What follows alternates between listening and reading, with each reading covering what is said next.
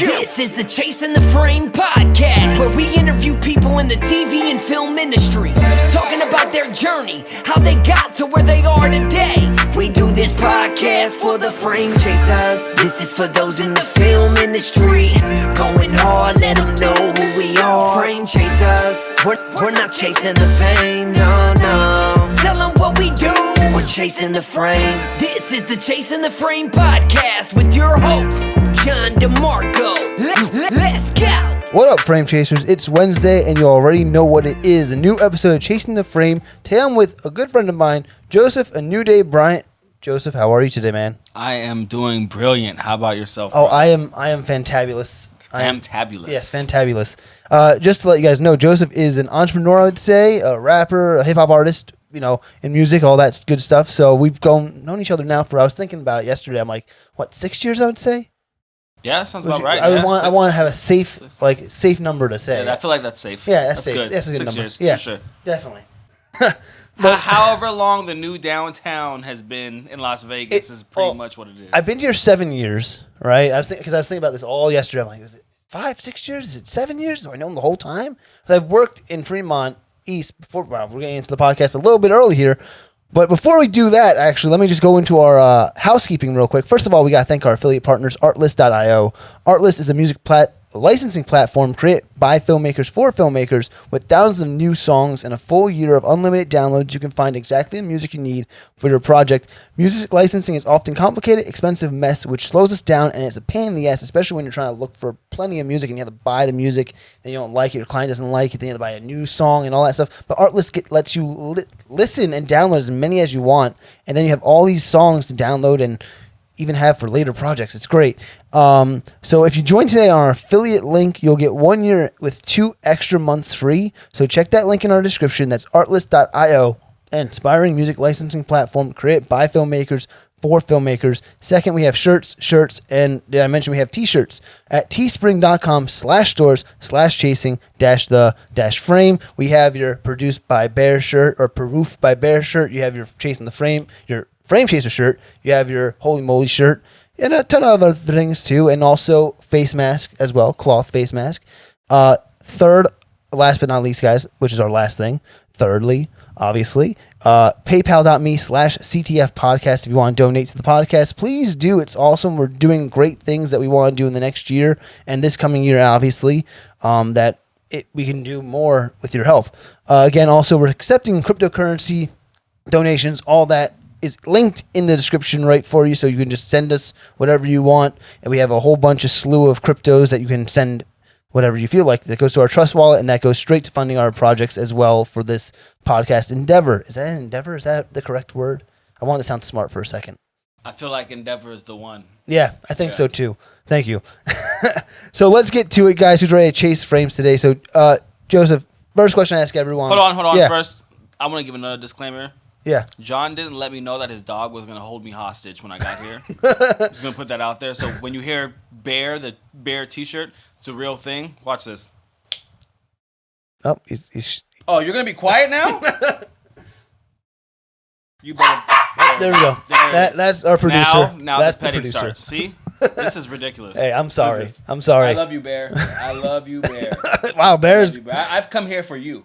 You know what? You're not gonna be the first person I feel like that says that every podcast that happens from now on. Literally, my left hand is held hostage though. Like I literally can't stop petting him But he's comfy. He's soft as shit. He is. He really is. He's a soft motherfucker. I just don't know if I can do this for more than an hour. I don't know. It'll stop after. If you can do it for an hour, I think it'll stop. I don't know. My petting's pretty bomb. Well, I think my girlfriend also comes home in like the next hour. Well, yeah. So he'll be gone. Thank God for girlfriends then. Yeah. Hey, there it is. Thank God for her coming home. So the first question I usually ask. Oh, let me go back to the Fremont East thing real quick. We have to finish that little. East. Let me correct you. The legendary Fremont East. Yes. Legendary. And we'll get to that more later on. I believe it. But thinking back about how long we've known each other, our friendship. Yeah, it's been like, I think I started in Fremont East in August. I think I met you probably in like September or October of that year, probably. Not too long so it's probably that. like 6 years and 9 months, something like that, if you want to be really technical about it. Yeah. Yeah. Sounds about right. Yeah. Great times. Yeah, good times. God. gosh. I miss it so much. If you can just do me a favor, though, if you can move a little closer to the mic, it won't bite you. Can I move the mic a little You closer can, to yeah, me? yeah. You can definitely do that. You have enough slack. I have an XLR cable purposely for this, long enough for this stuff. So the first question I ask everyone on the podcast is: Bear has left the building. left the building. I am no longer a hostage. Oh, thank God. Oh, wait, no, he's bringing the ball. Don't give in to the ball. Jesus. Don't give in to the ball. Oh God. See, I have to give in to All the right. ball. It is what it is. Throw it and I'm going to shut the door. So first question I ask everyone on the podcast is, where are you from originally? Are you from Vegas originally? No, I was born in Sacramento, California, on Mather Air Force Base. Oh, and okay. I moved here when I was 2 or 3 years old. Okay, so Somewhere along that chaos, I'm not sure. most of your life then, you would say. Vegas, yeah. Yeah. I'm a Vegas baby, 100%, for sure. And then the second question I ask, and this is different because you're not really movie or actor oriented as like we usually do with the podcast, but you're musician oriented. So who is the musician, artist in that nature who inspired you to do what you want to do later on down the road? So as a kid, I think the musicians that actually inspired me to actually do music was the Blue Devils drum corps, actually. It wasn't even like Hollywood. I came in doing drums. I was a marching band geek. Yeah. I was a marching band geek that will take your girl. Don't play with me though. But I was a marching band geek, and I had like back then I had like long hair. Like my hair was like this long. Wow. It was crazy. Like it was permed out like Snoop. Oh shit! Crazy. Look I at was you. I was drumming and just hair flipping and just. Oh snap! Yeah, it was nuts. So I watched the Blue Devils for the first time. What are the Blue Devils? So there's something called drum corps. It's basically just like a nationwide touring drum band competition. That's cool. And these drummers are just phenomenal. And so that's what really made me say, I'm going to do some form of music. I would say as far as the Hollywood artists, Redman and Method Man. Okay. The Black Album specifically. Black Album. Blackout. The Blackout. Blackout, sorry. Yeah, so when that album dropped, I became just... The way that they performed on the album, the sarcasm. I've just always been a sarcastic person. And the way that it came out in the music. And then... Something that most people don't know about me, I'm a super heavy metalhead. Yeah. When I came upon Slipknot, that was it. That was it. So when did you come upon that the drum corps? Like how old were you when you saw that for the first time? Was it sixth grade? Sixth grade. Sixth grade when I came across the Blue Devils. And then after the Blue Devils was the Blackout album, or was that around the same time? I think I can't remember if the Blackout album or if Slipknot was first actually. Was it the Iowa album? Slipknot was first. No. Iowa was their sophomore album. Their very first album was self-titled. Yeah, Slipknot. Yeah, that was with Wait and Bleed, Surfacing, Liberate, Spit It Out. Yeah, that whole thing. So I was cool ass story actually. Yeah. I met Brian Monty Money, his little brother, and a couple other guys, and we started a band called Genetic Defect. My boy Patrick, who was a singer. And so we started a band called Genetic Defect. Yeah. And then in 8th grade, no, you weren't around. So there used to be a concert in Vegas, a rock concert called OBC. Okay. Our big concert. Yeah. And it was just rock bands. It was 107.5 and just like the hugest rock bands. Oh, wow, that's pretty cool. Deftones, yeah.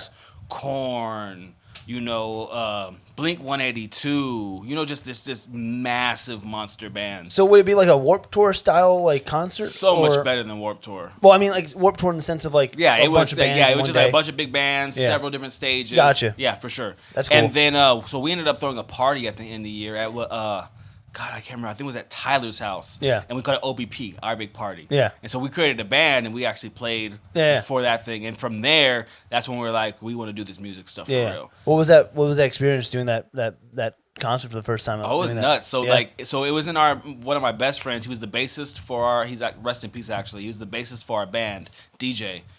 He actually passed away a few years ago in a motorcycle accident. Yeah. And so we built a huge stage in his backyard. His grandparents had a just massive backyard. Yeah. And it was just dirt and grass. And it was just like, we were looking at it, we were like, we're about to throw a concert. And so we built a stage. They had a ton of wood back there. His grandfather let us do it. And so we built the stage up. We invited some of the other local bands that were performing at places like the Hunt Ridge and things like that. And we all just played a huge concert. We had all our friends from middle school come out. There was hundreds of kids. It was nuts. That's awesome. Hundreds of kids there. It was so crazy. So you got that taste of that live audience. It was great. And, we put it together. It was just a backyard party. Were you drumming? Yeah, I was okay, drumming. I just want to make sure you were drumming. For sure. Yeah. That's awesome though. Like, oh, it was amazing. And so those were the moments when I was just like, music at the very least was therapy for me. Yeah. I knew for a fact I had to have music in my life for the rest of my life in order to survive this world, just to keep sane. If I may ask, it might sound like a dumb question.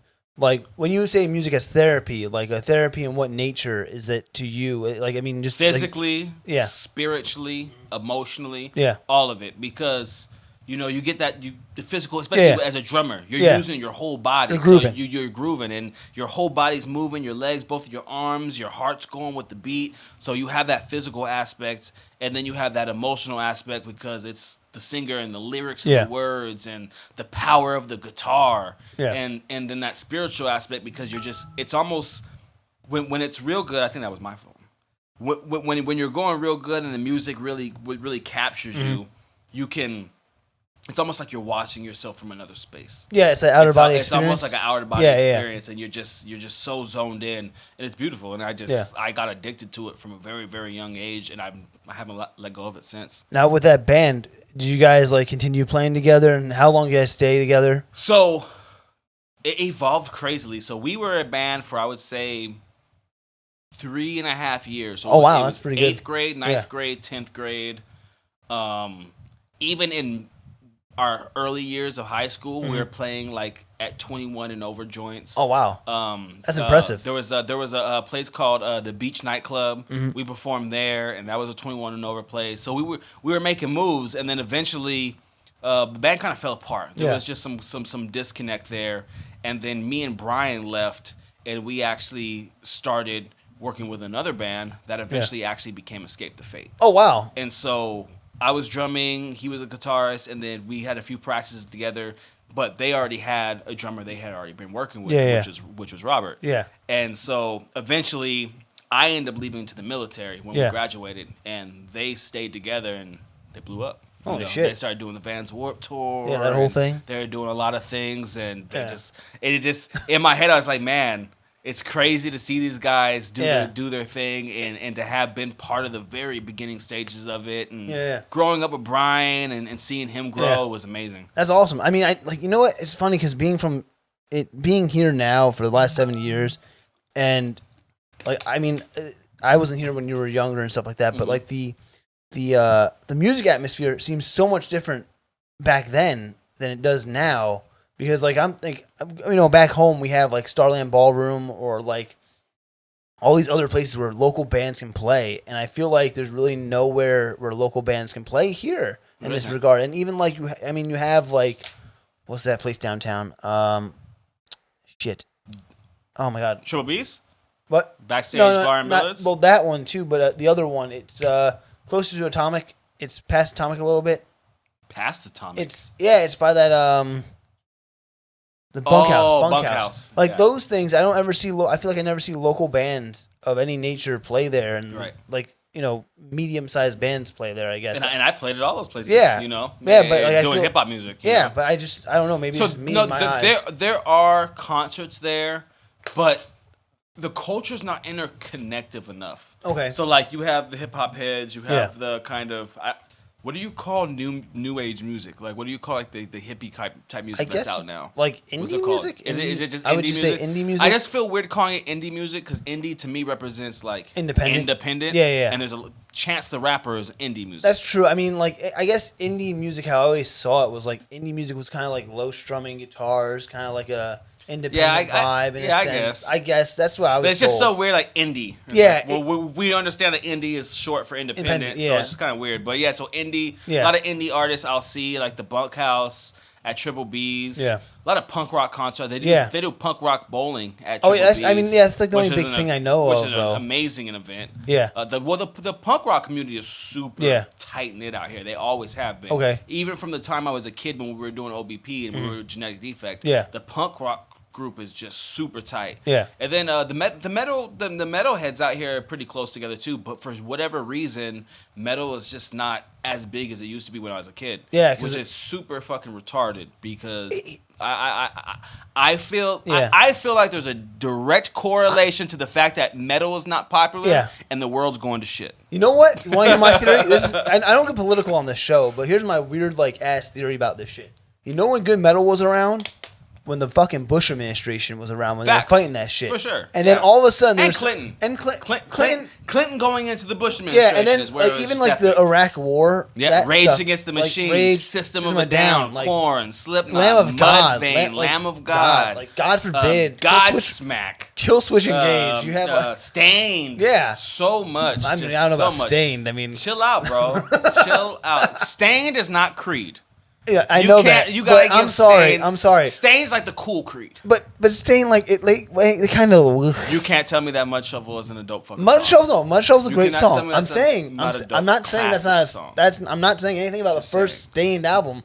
When you get to Break the Cycle, it gets very ballady.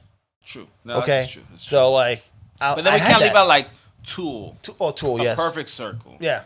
Who? Linkin Park. Yeah. Papa Roach. So there's such a long list of amazing artists that made amazing music during that time period. Literally survived 8th grade, 9th grade, 10th grade because of these bands. And then to get into a weird post-hardcore band for me, personally about it, where we're we started doing Attack. Yep. Yeah, those kind of post-hardcore bands started kind of coming. Avenged Sevenfold, also, Hatebreed, don't forget Killswitch Engage. Yep. There's Hatebreed also. I love Hatebreed. Hatebreed's good.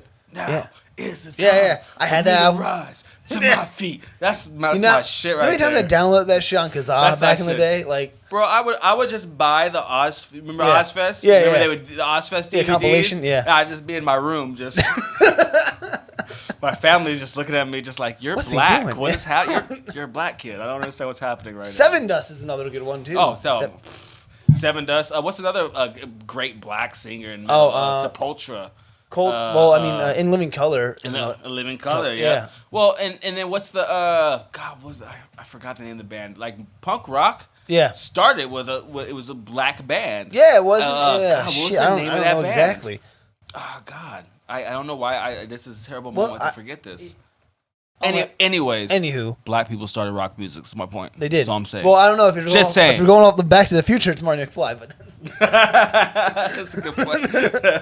Well, thanks to Marvin Berry, Chuck Berry got the inspiration for Johnny B. Good. Thank you, Marvin Berry. We appreciate it. We appreciate you for sure.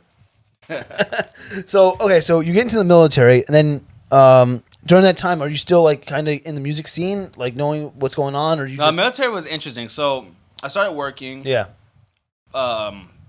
First job I was working in high school, Sonic, McDonald's, regular, kind of BS jobs we work. And then I started working in car dealerships, and I was actually making decent money. Oh, wow. And so my mindset was just I can actually, my mentors in the car business were making 6 figures, and all we did is just stand in a parking lot and annoy people. Pretty much. You just say, can I be annoying? That's true. The red one. Don't like the red one, there's the green one. I'll take you to lunch. Just be annoying all day and you make 6 figures. So I was just okay, I can actually make a career out of just being a jackass. That's fine. Oh shit. But that was right before 2000. That was right before 2006 when the market crashed. So I worked for Chevy. Yeah. And nobody was after the market crash and everything happened, nobody was buying trucks. That's true. So I was just well, this didn't work out the way it was, and I didn't know what to do. And I had already slightly disconnected from music at the point. Yeah. And this is before I went to the military because I was already out of the band because they had put Robert in the band. And at that time I was just I don't know what to do. And so I was going to go to the Air Force. Yeah. And so I was cool, went to a recruiter, was ready to sign up, ready to do my thing. Mm-hmm. And then, I talked to one of my best friends, Ulysses. Yeah. Our best friend, Sergio, had already left to the Marine Corps. And so I told him, I was hey, I'm joining the military. I'm going to go Air Force. Yeah. Come with me. Yeah. He was just I'm down to join the military, but I want to be a Marine because my dad was a Marine. His dad passed away. Yeah. He's I've got to honor the family tradition. And I was you know what? I fully support that. Yeah. I was let me think about it. My idea with joining the military, it wasn't this superhero idea that people pretend. It's that people are I'm going to join the military. Yeah. It's not like that. It was just I don't know what else to do. Yeah. And so Air Force was from my understanding, it was a better job opportunity. It was a better. 'Cause I scored high on my scores, so like I had so many options.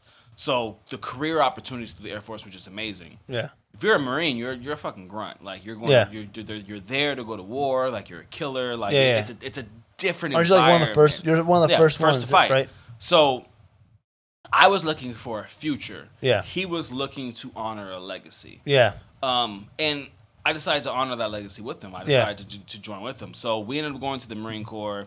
It was funny. In boot camp, we would do stuff like, I can't sing. So it's fucking retarded that this happened. But I would like, whenever I could, like sitting on the toilet, because you can't do shit in boot camp. Marine Corps boot camp is you can't do shit. Like you're just on lockdown. There's a drill instructor in your face all day, every day. It was just sick. It was just crazy. Yeah. And so, like, I would try to write lyrics when I can, anytime. We would have, like, some Sundays off and some Sunday times where I'd rip out newspaper, and we would have notepads, and I would write lyrics. And then we would, like, bust out in songs. So we would, like, in boot camp, all the drill instructors are gone, so we're in the quad bay, and all of a sudden, we're singing NSYNC. The whole squad bay of Marines just singing NSYNC. Singing back streets, back, all right. Just, I swear to God, just a bunch of Marines. It was. Yeah, you gotta pass some time, right? Some of the most incredible moments I've ever experienced in my entire life. That's because awesome. The amount of stress that's on you while you're in boot camp and that share those moments with those men. It's just amazing. So we went through, and so that musical side of me was there. It was like I was starting off singing and getting everybody to sing with us. So the music just kind of was just a part of me always. So we went through that phase, went through boot camp, we went through our training, everything like that. And then there was, during the time that I was actually in the Marine Corps, I was in the reserves, there was a lot of chaos that had happened in my life.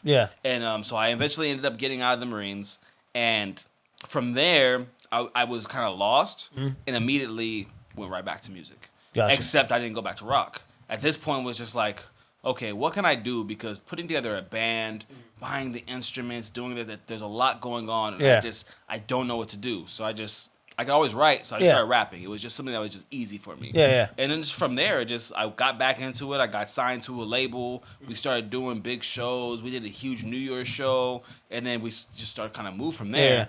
And then I ended up separating for that label from just, there was a lot of difference of opinions on how that operated.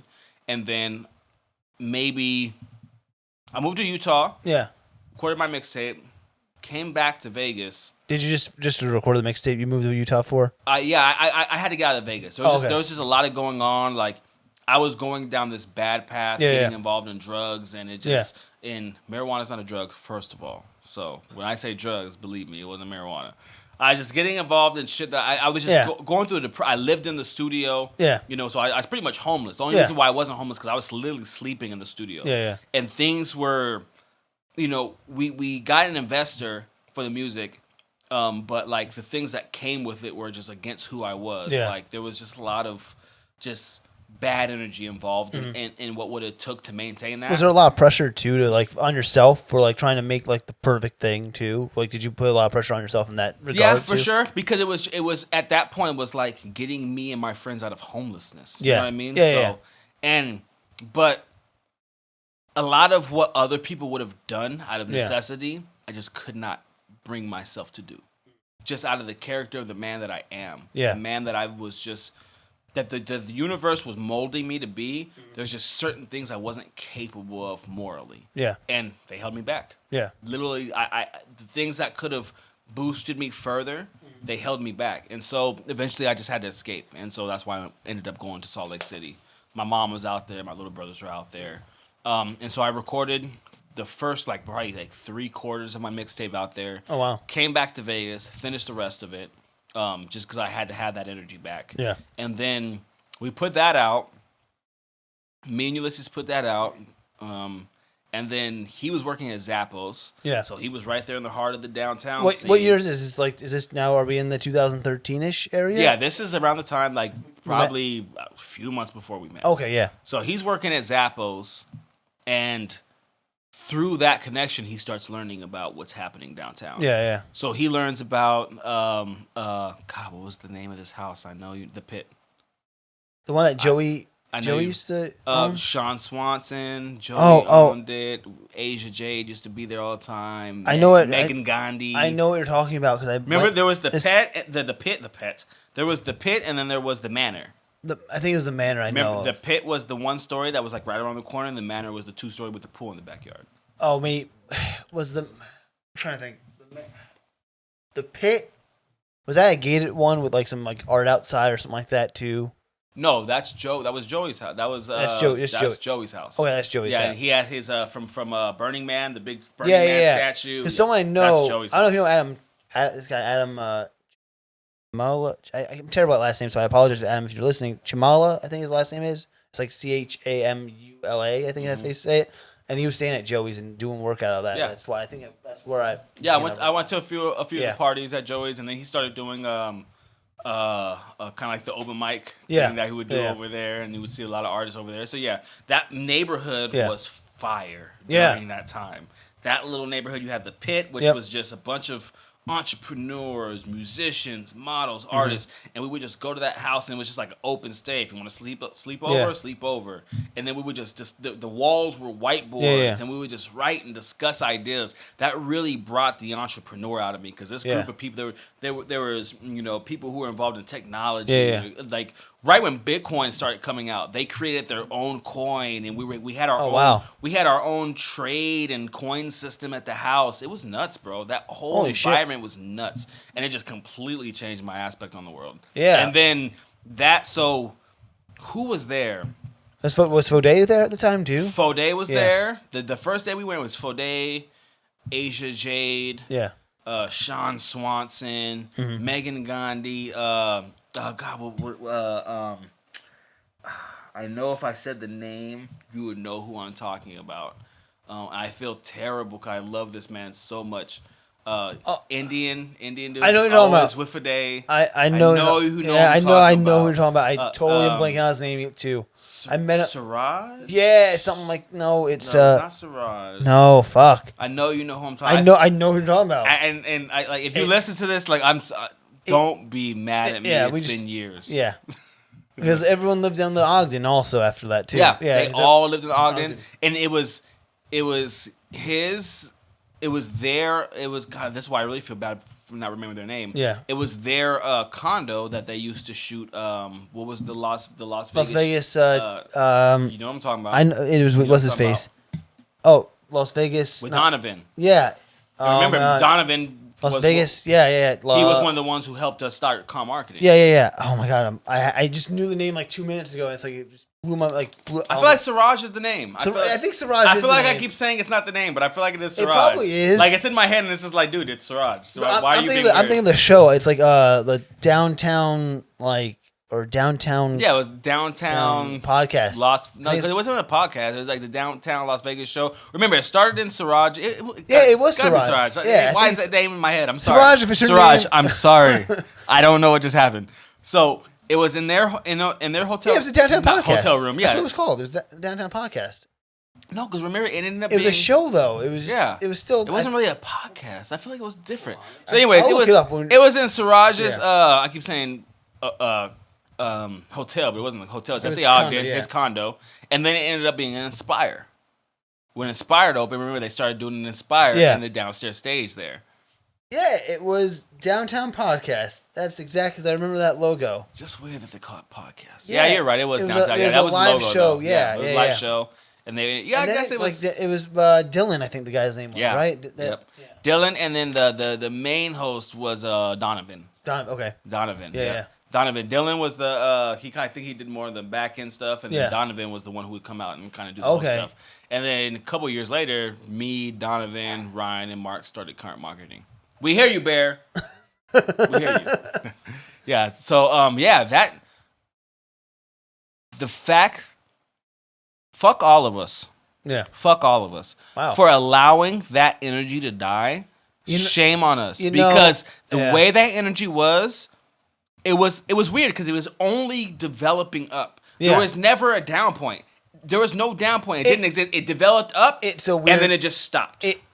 You would take a lot of factors into like what stopped the growth in that regard. Downtown Project. Yes, I'm not trying to put any names out there, but Downtown Project. Downtown Project. But you know what I find really fucking funny about the whole Politics of the Downtown Project. Yes, Yeah. yes. But what I find funny is that like working for the news, I feel like every 6 months, in the time I worked there, I feel like they're like, "Oh, downtown's gonna be revitalized." And I'm like, "Again." And then we're gonna do another 6 months of it, like slowly weaning off, where they don't give a shit about downtown anymore. And then they'll do another campaign where it's like, "Oh, here we go. We're gonna revitalize downtown." You want to revitalize downtown? Yeah. Let your people step the fuck out of it and just leave us alone. Yeah. Because when we were there and doing our thing, it was growing. Yeah. Just leave us alone. Because we didn't. None of us had any. We didn't have agendas. No. We loved each other. Number Yeah. one, first and foremost, we legitimately loved each other. Like the energy there was so pure. There was never no side conversations about some drama going on. Like No. it was just arts. It was was, just entrepreneurship. It was just building businesses and networks and connections and friendships too, because a lot of those Yeah. people too weren't from Vegas in general. I think a lot of them moved. 90% of those Yeah. people were. It was actually weird because me and Ulysses were the outside guys in because we Yeah. were from Vegas, and it was just like, oh, Crazy, these yeah. guys are from here, and it was. I tried my very best Yeah. to get Vegas to tap into what was going on. Yeah. I was just telling people, I'm like, look, I understand this is different from what you know and what you understand. But any possibility of success or anything happening, it's happening right now. Yeah. And you need to get involved with this group of people. They're from all over the world. Yeah. And they're just here, congregated, working together, building businesses, working together on ideas. Yeah. And I was trying to plug in the city, and some people plugged in. There were some people plugged in who kind of held on to those things, but they just didn't plug in enough. And what happened is that group of people came, they helped build things up, and then the politics kicked in, and they started shooting prices up, and then it became not as friendly to the people who were there helping build it, and they all moved. Wasn't the rumor innuendo of the whole thing like Tony kind of stepped down from the Downtown Project, and then he just let his friends do it, and then technically the friends just said, "Ha ha, ha, we're gonna fuck him over." Basically, that's what the rumor and innuendo was. Well, this is Vegas. This always happens in Vegas. You come, you create a cool idea. The same thing happened at the SLS Casino. Yeah, they opened up. What was that club? Foxtails opened up. They had my boy Sean Summerlin come and host it, and he would pack that thing out. Yeah. Full of locals. We're all having good fun. Yeah. Everything's cool. And then all of a sudden they start shading Sean. Yeah. And then they start trying to be more corporate, and it's like, that's not going to work for you. First of all, if your location right here on Sahara and Las Vegas Boulevard, where the Sahara originally was, constantly fails. So the best thing to do is allow us to grow it into something that our community, because the people who are coming from out of town aren't going to that casino. Oh, yeah, I don't definitely. care what you name it. I don't care what you do. When they had the roller coaster there, they would maybe go to the roller coaster and get the fuck out. Funny enough, it just didn't work out. Old roommate, my best friend, he actually he stayed the first time he came out here. He stayed at the SLS, funny enough. And it's beautiful. It's a nice hotel. Yeah. SLS was gorgeous. The rooms were gorgeous. The inside was gorgeous. But there's just something about that location. It's so far disconnected. It's Naked City over there, isn't it? Isn't that technically Naked City? Because once you get past... Technically. Once you get past that, it's Naked City. It's Naked City. And but also, because of the fact that it's right there, people are just like, well, I mean, loads of close. I've been there like a couple times for work, and it's been a little sketch over there, and like especially St. Louis and like all that area. You're like, oh, okay. Like one time I was sent somewhere. Sorry to cut you off. No, you're good. I was literally sent somewhere. They're like, they think that there was something going on in an apartment complex. Mm-hmm. Someone was trapped or some shit like that, but someone was locked in, I think. And I'm like, I think it's a homeless person just trapped in a fucking like section where they blocked it out. And like, I think I was hearing a homeless person go, "Help me, help me!" I'm like, holy shit, I'm gonna fucking. It's crazy over there. Yeah, I'm so like, when I was homeless and I was sleeping in the music studio, that's where it was. It was in Naked City. It's right there off. It was on Sahara. Yeah. Before Maryland Parkway, where the parking lot where the green door is. Oh, okay. That's where the music studio was. So just imagine, bro, it was fucking crazy. Yeah. So like in our business, it was like a business complex. You go in the door and there's a bunch of businesses in the complex. Like you go out and there's like hookers walking around. It was just terrible. Yeah, that sounds. I was in such a deep, dark place. Yeah. But the thing is, I was in like the deepest, darkest corner of Vegas. Yeah. And like having to maintain me. Yeah. Having to be me. Having to maintain that moral standard, that character, and realizing like, okay, I'm comfortable where I'm at because I'm in a music studio. So like I'm making a ton of music. I'm with my music friends. I'm good. But like I can't stay here. I've got to move along. And so I had to like rebuild everything, rebrand everything to get out of there. So that whole area, that whole section of Naked City is nuts. So It's what did you do crazy. to rebrand yourself then, and to get yourself out of that hole? Really, that's the time I moved to Salt Lake, and I just I just seen something different, just being in a more productive, a more peaceful environment, and then I started getting closer to nature. Gotcha. And then I just kind of realized, like, me as a person, like, I have to just kind of follow where the universe leads me. Yeah. I try not to control what's going on too much. Because I noticed that once I start trying to control things too much, that's when like depression, anxiety, and expectations for whatever kills the spirit. Gotcha. Okay. If you just kind of I just realized like, even for my lyrical content, those things that I went through had to happen. Yeah. Because the lessons that I'm able to give through my music and just through other aspects of just speaking in general, came from those experiences. I had to understand what the very bottom was actually like. Gotcha. Because I was raised great. My dad's a firefighter. Yeah. You know, I wasn't raised, as a hoodlum in the hood and we were poor. Yeah. There was times where we struggled, because a lot of times my dad was single and after he divorced from my stepmother and he had to work his way through a lot of issues. And so there was times that we struggled and I see my dad struggle and I seen him fight through things. Yeah. But I didn't understand being homeless. I didn't understand having nothing and no one. Not to just call and be like, hey, you got my back? Or to be able to just go to the store and just buy some water. You know what I mean? Like, I never understood those kind of struggles. And without understanding those kind of struggles, I don't think you can solve any problems in the world. I honestly don't think you can. If you're born into a rich family and then you just kind of build wealth from there, how could you possibly understand the bottom 90% of the humankind? Or the bottom 98%. Yeah, right? Because the people don't, that's not the world that the majority of people are experiencing. And so I think that I'm on a path to where I need to have experiences to share insights and ways to push beyond these things. Because we're at a precipice now. Yeah. Things have to change. Yeah. It doesn't make sense to live how we're living anymore. No, not at all. It's such a strange thing to like, when I see people that are homeless and I'm like, you could literally just go, there's a dry lake bed out there that you can just build a big warehouse-like building and just put a bunch of beds in there. Problem solved. And I guarantee you're like, hey, do campaigns every month to the citizens of Las Vegas. Hey, all the homeless people are over there. We need some food this month, and we're gonna give you. We'll give money. We'll give money. I mean, it's just I just there's so many easy solutions to problems, and with the technology that we have, why are there not farms? Why are there not what are they called, the large scale the windmill thing? No, not the farms. The vertical farming. Oh, vertical farming. Yes. Why are we not utilizing that? Why are there not massive greenhouses? There should be of vertical farming going on. Yeah. Why aren't we building a system to where every community has its own vertical farm? The center of the communities, parks, a vertical farm, and then the little communities built around it, and you have a bunch of those. Yeah.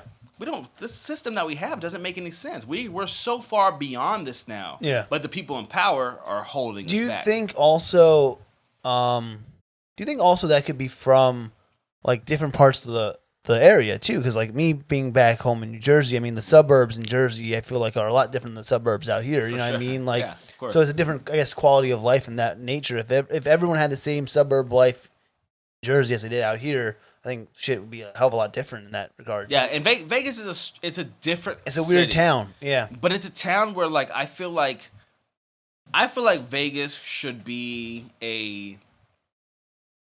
what's the best word? It should be a test city. It should be a city that we use to test everything. All we have is casinos. Yeah. So it's like, well, we just have casinos and people come here and gamble and it makes a lot of money. Yeah. So there's a few million people who can survive here because there's a ton of money. Okay, cool. So we don't have any real purpose, like L.A. Yeah. and New York and, you know, Chicago. Like, they Yeah. have, you know, Chicago has all the industry. Yeah. And then New York has all the business. Yeah, and then L.A. has all the, you know, the movie and film. Yeah. And so they have their energies, right? Yeah. Vegas, like, I've always feel like it should just be the city that where all the new technologies, Yeah. all the new advancements should be here. There shouldn't be anybody here paying for energy. Yeah. Energy should be 100% free in Vegas because we know we have Yeah. the technology to provide it. Test it in this city. So basically become the Silicon Valley Yeah, here. for Yeah, sure. it makes sense. This is how I feel it. Silicon Valley is where they build everything. Yeah. Vegas at this point should be where they show it off. Yeah. It should just be a giant showroom of what the future of That the makes world sense. looks like. That makes a lot of sense because again, there's a lot of acreage of land that you can use for all that Ton. shit. Yeah. And then you have the casinos. Yeah. Why are the casinos should be the number one experience Yeah. for new technologies in the world. Did you hear about Atari's casino? Yes. Come And out? I already know that's going to be fire. I want to go to Circa. I heard Circa's dope too. 28th is when they open. Yeah. But also But Litecoin. Atari looks dope. Litecoin partnered with Atari. Oh, I didn't know that. Yeah, Litecoin Foundation partnered with Atari. So But- they're going to do some kind of coin type thing. So what I know right now, and I thought it's going to happen with the casino, is that Litecoin and Atari is supposed to make a new video game system, and they're supposed to use their tokens, the Litecoin tokens, as like the currency of if you want to use it for their game store. From what I've read, I would love to see that implemented in the casino. Exclusively? From what I know, I think so. I can send you a link, and I mean it's Yeah. been a while since I read it, Interesting. but still, like, it's talking about like the technology in that regard. I think that's a great idea. Like if they included cryptocurrency into like the Atari hotel in some weird way, because that'd be fire. Because like you leave with $100, and 2 hours later you have fucking $150 maybe, depending on Right. how it's traded. Right. You know what I mean? Right. Like it's so much to do, and also I mean we had the resort swirl that should be interesting too. That LED board. I'm excited about that too. I am too. And then, I mean, it's weird, man, because like the strip's great because we don't do state taxes. Yeah. Like it's all like that's the problem. If we didn't have the strip, we would probably have some state taxes For sure. fucked up somehow. But this is my thing, is whenever we find a benefit in the Yeah. in the current way that America works, you find a benefit, and they're like, "Well, we gave you this benefit, so we're not going to give you these." Yeah. It's like, but you could give us these. Yeah. And you could still be a billionaire. There's no like yeah. literally, you can do no state tax. Yeah. Provide energy, provide healthcare, do these things. Dude, we get and you the- would still be ridiculously rich beyond what you could spend. We get the fucking energy guys to come to the house still, and they're like, "You want to put energy on? Like you want to put solar on your house? Like you don't have to pay for it? Yada yada yada." I'm like, bro, I know how that goes. You're gonna make us pay for it in the long run. We're still like $30,000, and we won't make any profit back until like 30 years later. And who knows if we'll be in this house for 30 years? You know what I mean? Maybe we'll move. Who knows? Like, But this is my gripe with that. yeah, Maybe yeah, our generation has to take that sacrifice. yeah, For the next generations to not have to. yeah, Because that's how it's always been. New technology comes. The current generation kind of bears the brunt of that. Yeah, and yeah. we hold it on our shoulders, and we get through that. And then once we get through that, the prices slam down. I feel like the generation before ours hasn't taken that brunt at all. So I think I'll put Facts. I'll put it on that. Facts. They've been facts. Yeah. No, that's absolutely true. Yeah. And that's why you see a lot of the chaos that's I mean, happening. But the 90s, We're not talking about millennials, right? We're talking No. about like Gen what is it, Gen X's? Gen X, yeah. And I think the 90s is responsible for that. Yeah.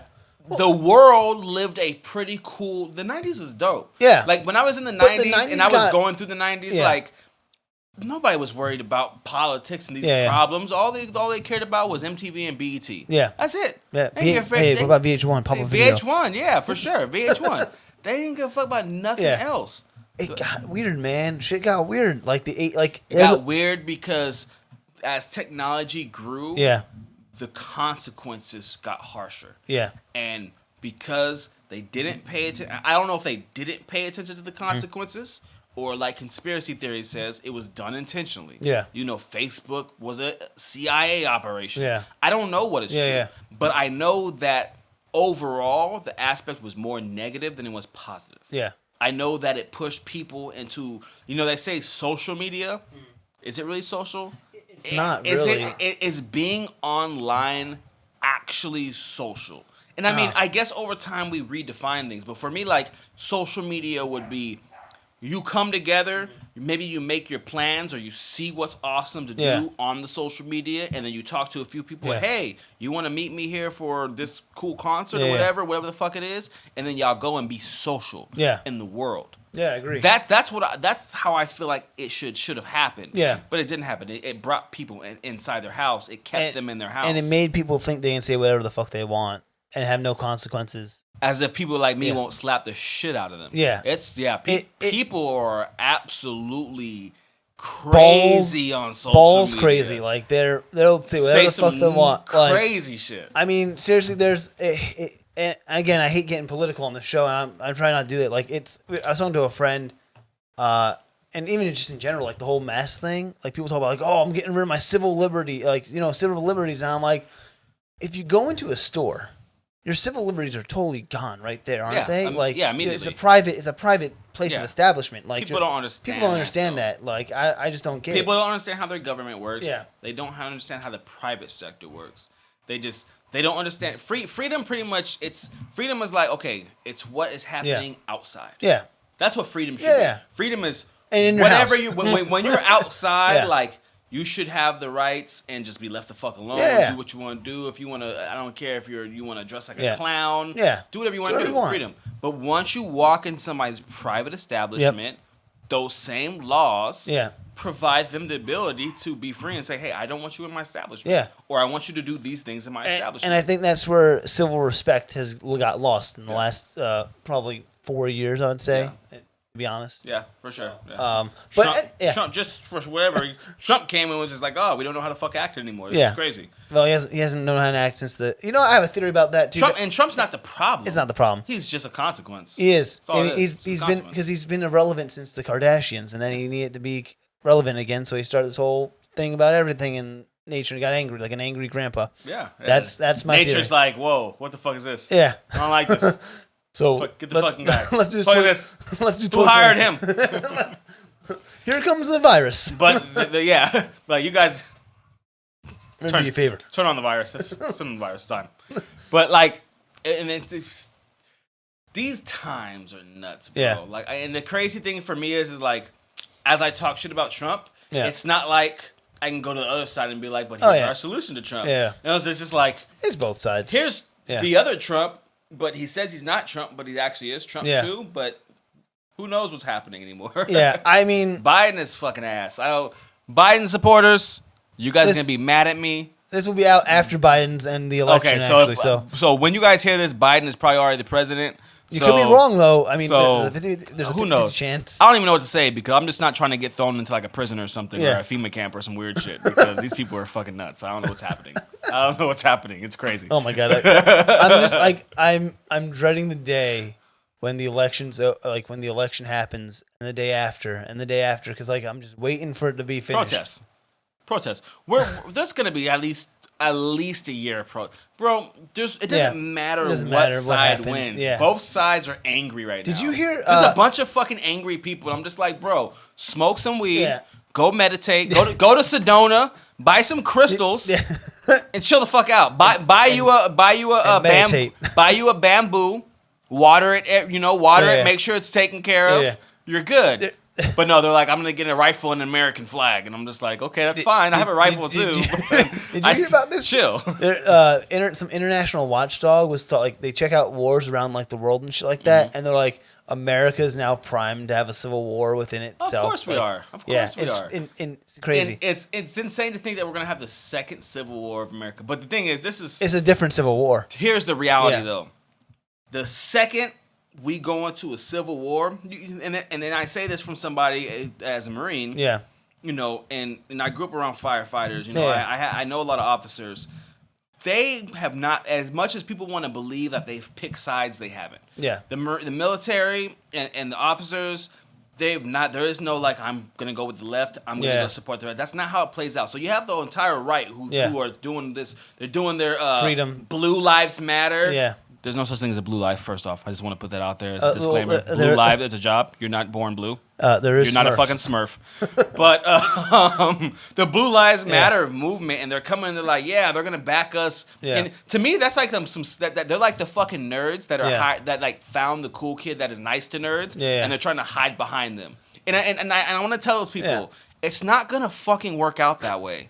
It's not gonna. These people are not picking sides. They're not gonna be like, we're gonna defend the right. No, they're gonna do what the federal government says, which is gonna say lock them all the fuck down. Yeah. That's all that's gonna happen. We're gonna fight each other, and then the military is gonna be contacted, and they're gonna be given their orders, and the military are gonna act on those orders. Yeah. They're not gonna disobey their commanders. They're not gonna say, well, I'm American, so I'm not gonna do what you said because I believe in it. No, they're going to do exactly what the fuck the federal government says, and they're gonna lock it all down. Then we're going to martial law. Yep. And then the minute that we go to martial law, it's not like Americans are gonna just be like, all right, well, I'm gonna listen now. I'm gonna behave. It's just I'm on punishment, so I'm just gonna go in the house. How many of us stayed the fuck in the house when we were on punishment? Yeah, right. None of us. Yeah, well, we didn't I didn't, for sure. Sorry, Dad. Hey, we didn't stay in the fucking house. You try to punish us, it's like, yeah, you have to go to sleep eventually. Yeah. And my friends stay up all night. Yeah. I'm definitely sneaking out. You know? Like, I'm definitely out the window and jumping down the garage. I am afraid of my parents. Oh. My dad used to beat the shit out of me. I'm not terrible. I wasn't scared of any man that was asleep. No, I'm just kidding. No, my dad was a firefighter, so he would fly out and be out of town for days. Yeah. So it'd just be like, yes. We had a babysitter, and I'm just like, she ain't gonna come check my room. Yeah, she's lock asleep. this door.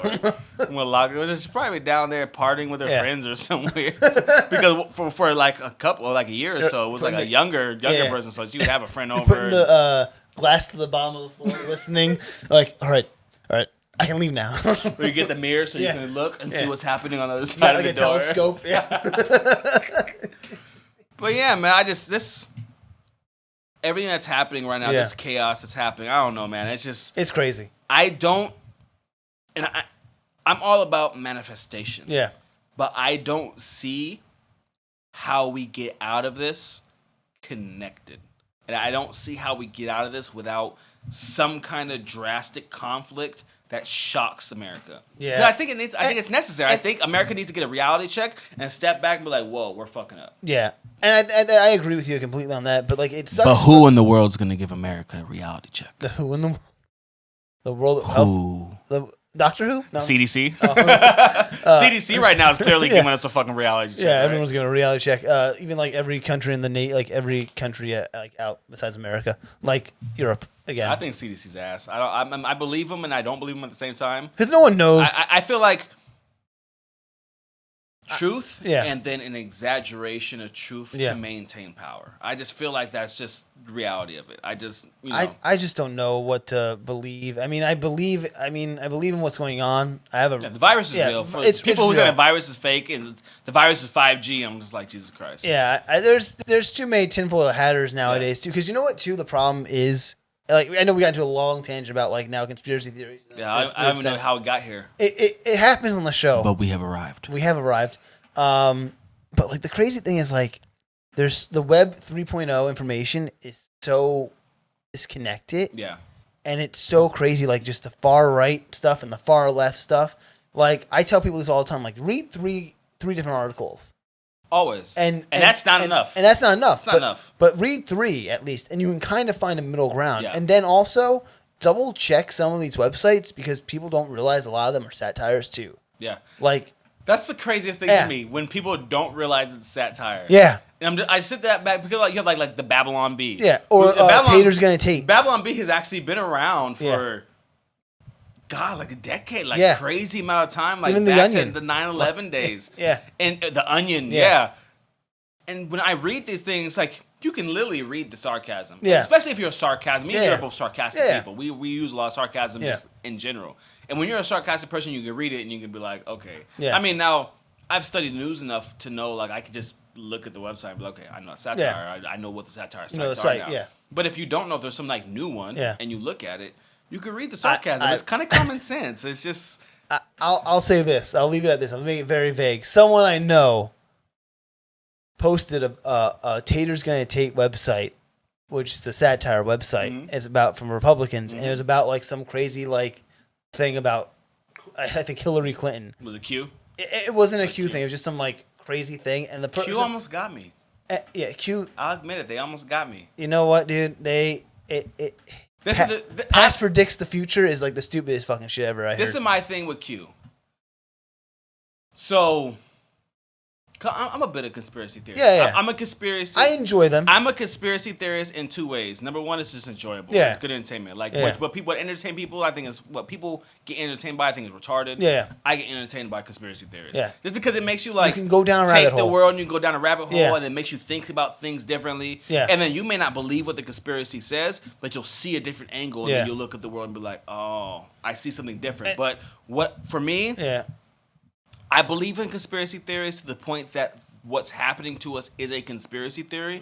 I 100% believe there's a group of people who are in power that are Yeah. conspiring to stay in power. Yeah. For me, like, I don't think that's a big, difficult concept to understand. Understandable. If you become a football player and you win a championship, you want to keep winning that Yeah, no, championship. definitely. So and you're gonna figure out every way you can win that championship Yeah. the best that you can. You're gonna write new plays. You're gonna recruit new players. Work harder, yeah. That's it. So and I feel like power is the same. Yeah. You're going to do whatever you can to maintain that. So I do believe that there's something happening in politics in the world that we don't understand. Now, do I believe that these people are lizards?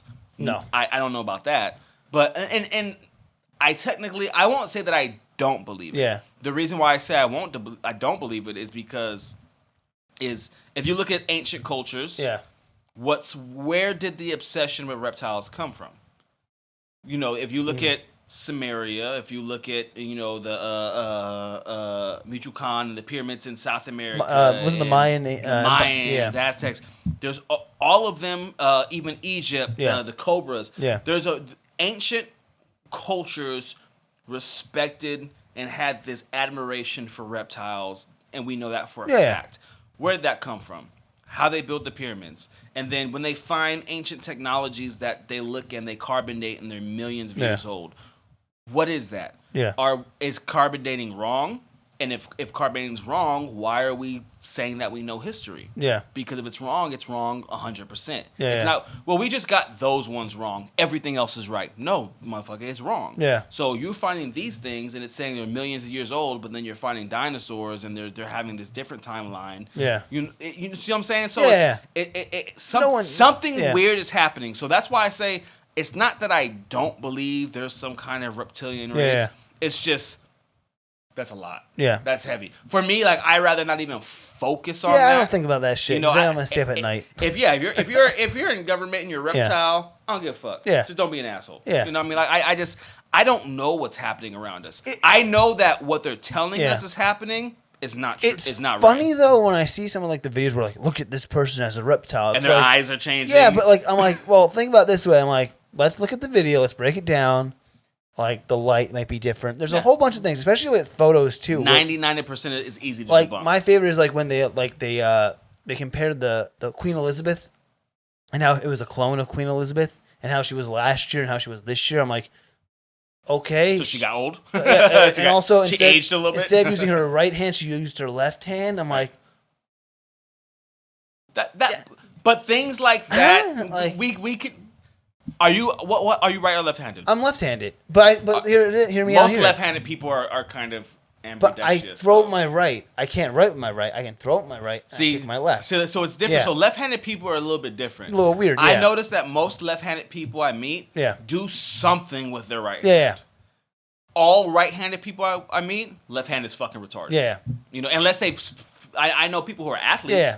or fighters Yeah. who train their left hand. Because they want I to know make that as work, a yeah. drummer, I Yeah. trained my Yeah, left yeah. hand. You know, so I understand that, but I can't write with my left Yeah. hand. I could probably maybe because I drum, I could write maybe a little bit better than most people who Yeah. are right-handed. But for whatever reason, left-handed people seem to extend a little bit more Yeah.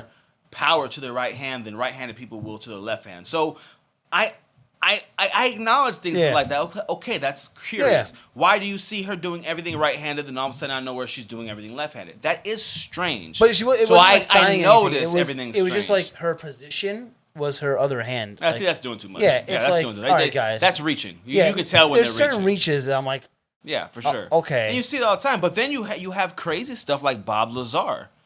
Bob Lazar. So yeah. Bob Lazar is the dude who came out from Area 51, Element 15. Oh, that guy who was like the time traveler. No. Bob Lazar, so he had discovered Element 15. He came out and basically identified these UFOs that were being tested at Area 51.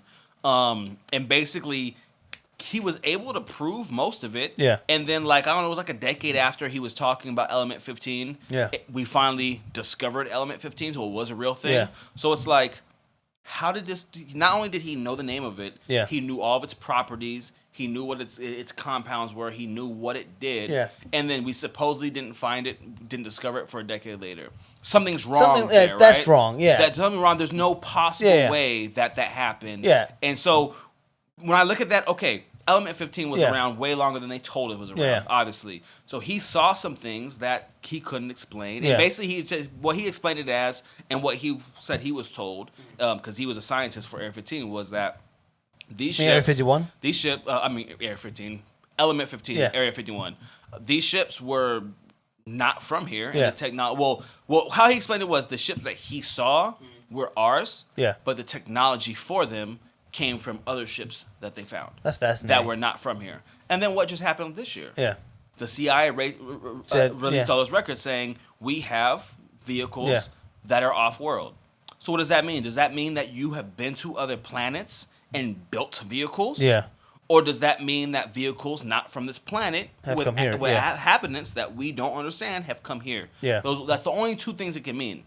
Both of those say we don't fucking understand what's happening around us. Because if you've been to another planet and built a spacecraft, number one, why didn't you build a spacecraft here on our planet? Yeah. Number two, you built a fucking spacecraft? Yeah, we would. Right? I think someone would know about it. And we're not talking about just like space. We're not talking about rockets. We're talking about these things are defying gravity. Yeah. And then you have the CI records of the Air Force of all their experiences of them following crafts and the crafts jumping to 3 inches above the ocean line in 1 second from 30,000 miles. Holy and shit. jumping up to space. Like that's not normal. That's not normal at all. And so when you sit back, and Bob Lazar was the first one who was giving us this stuff. Yeah. And he was back then in the 90s, 80s, and 90s. Oh, he's crazy. Yeah. And now the CIs were like, actually, no, like these things are happening. And so we know there's something happening in our planet we don't understand. It's likely that aliens exist. Yeah. And it's very likely that we've had some kind of contact with them. And so then when you start hearing rumors, there's reptilian-like people in the government. Yeah. It's like, okay, so they're lying about that. Yeah. So now I can't say they're lying about that. Yeah. I have to say that I don't know. Yeah. I'm stuck in this middle ground of I don't know what the fuck's happening. Yeah.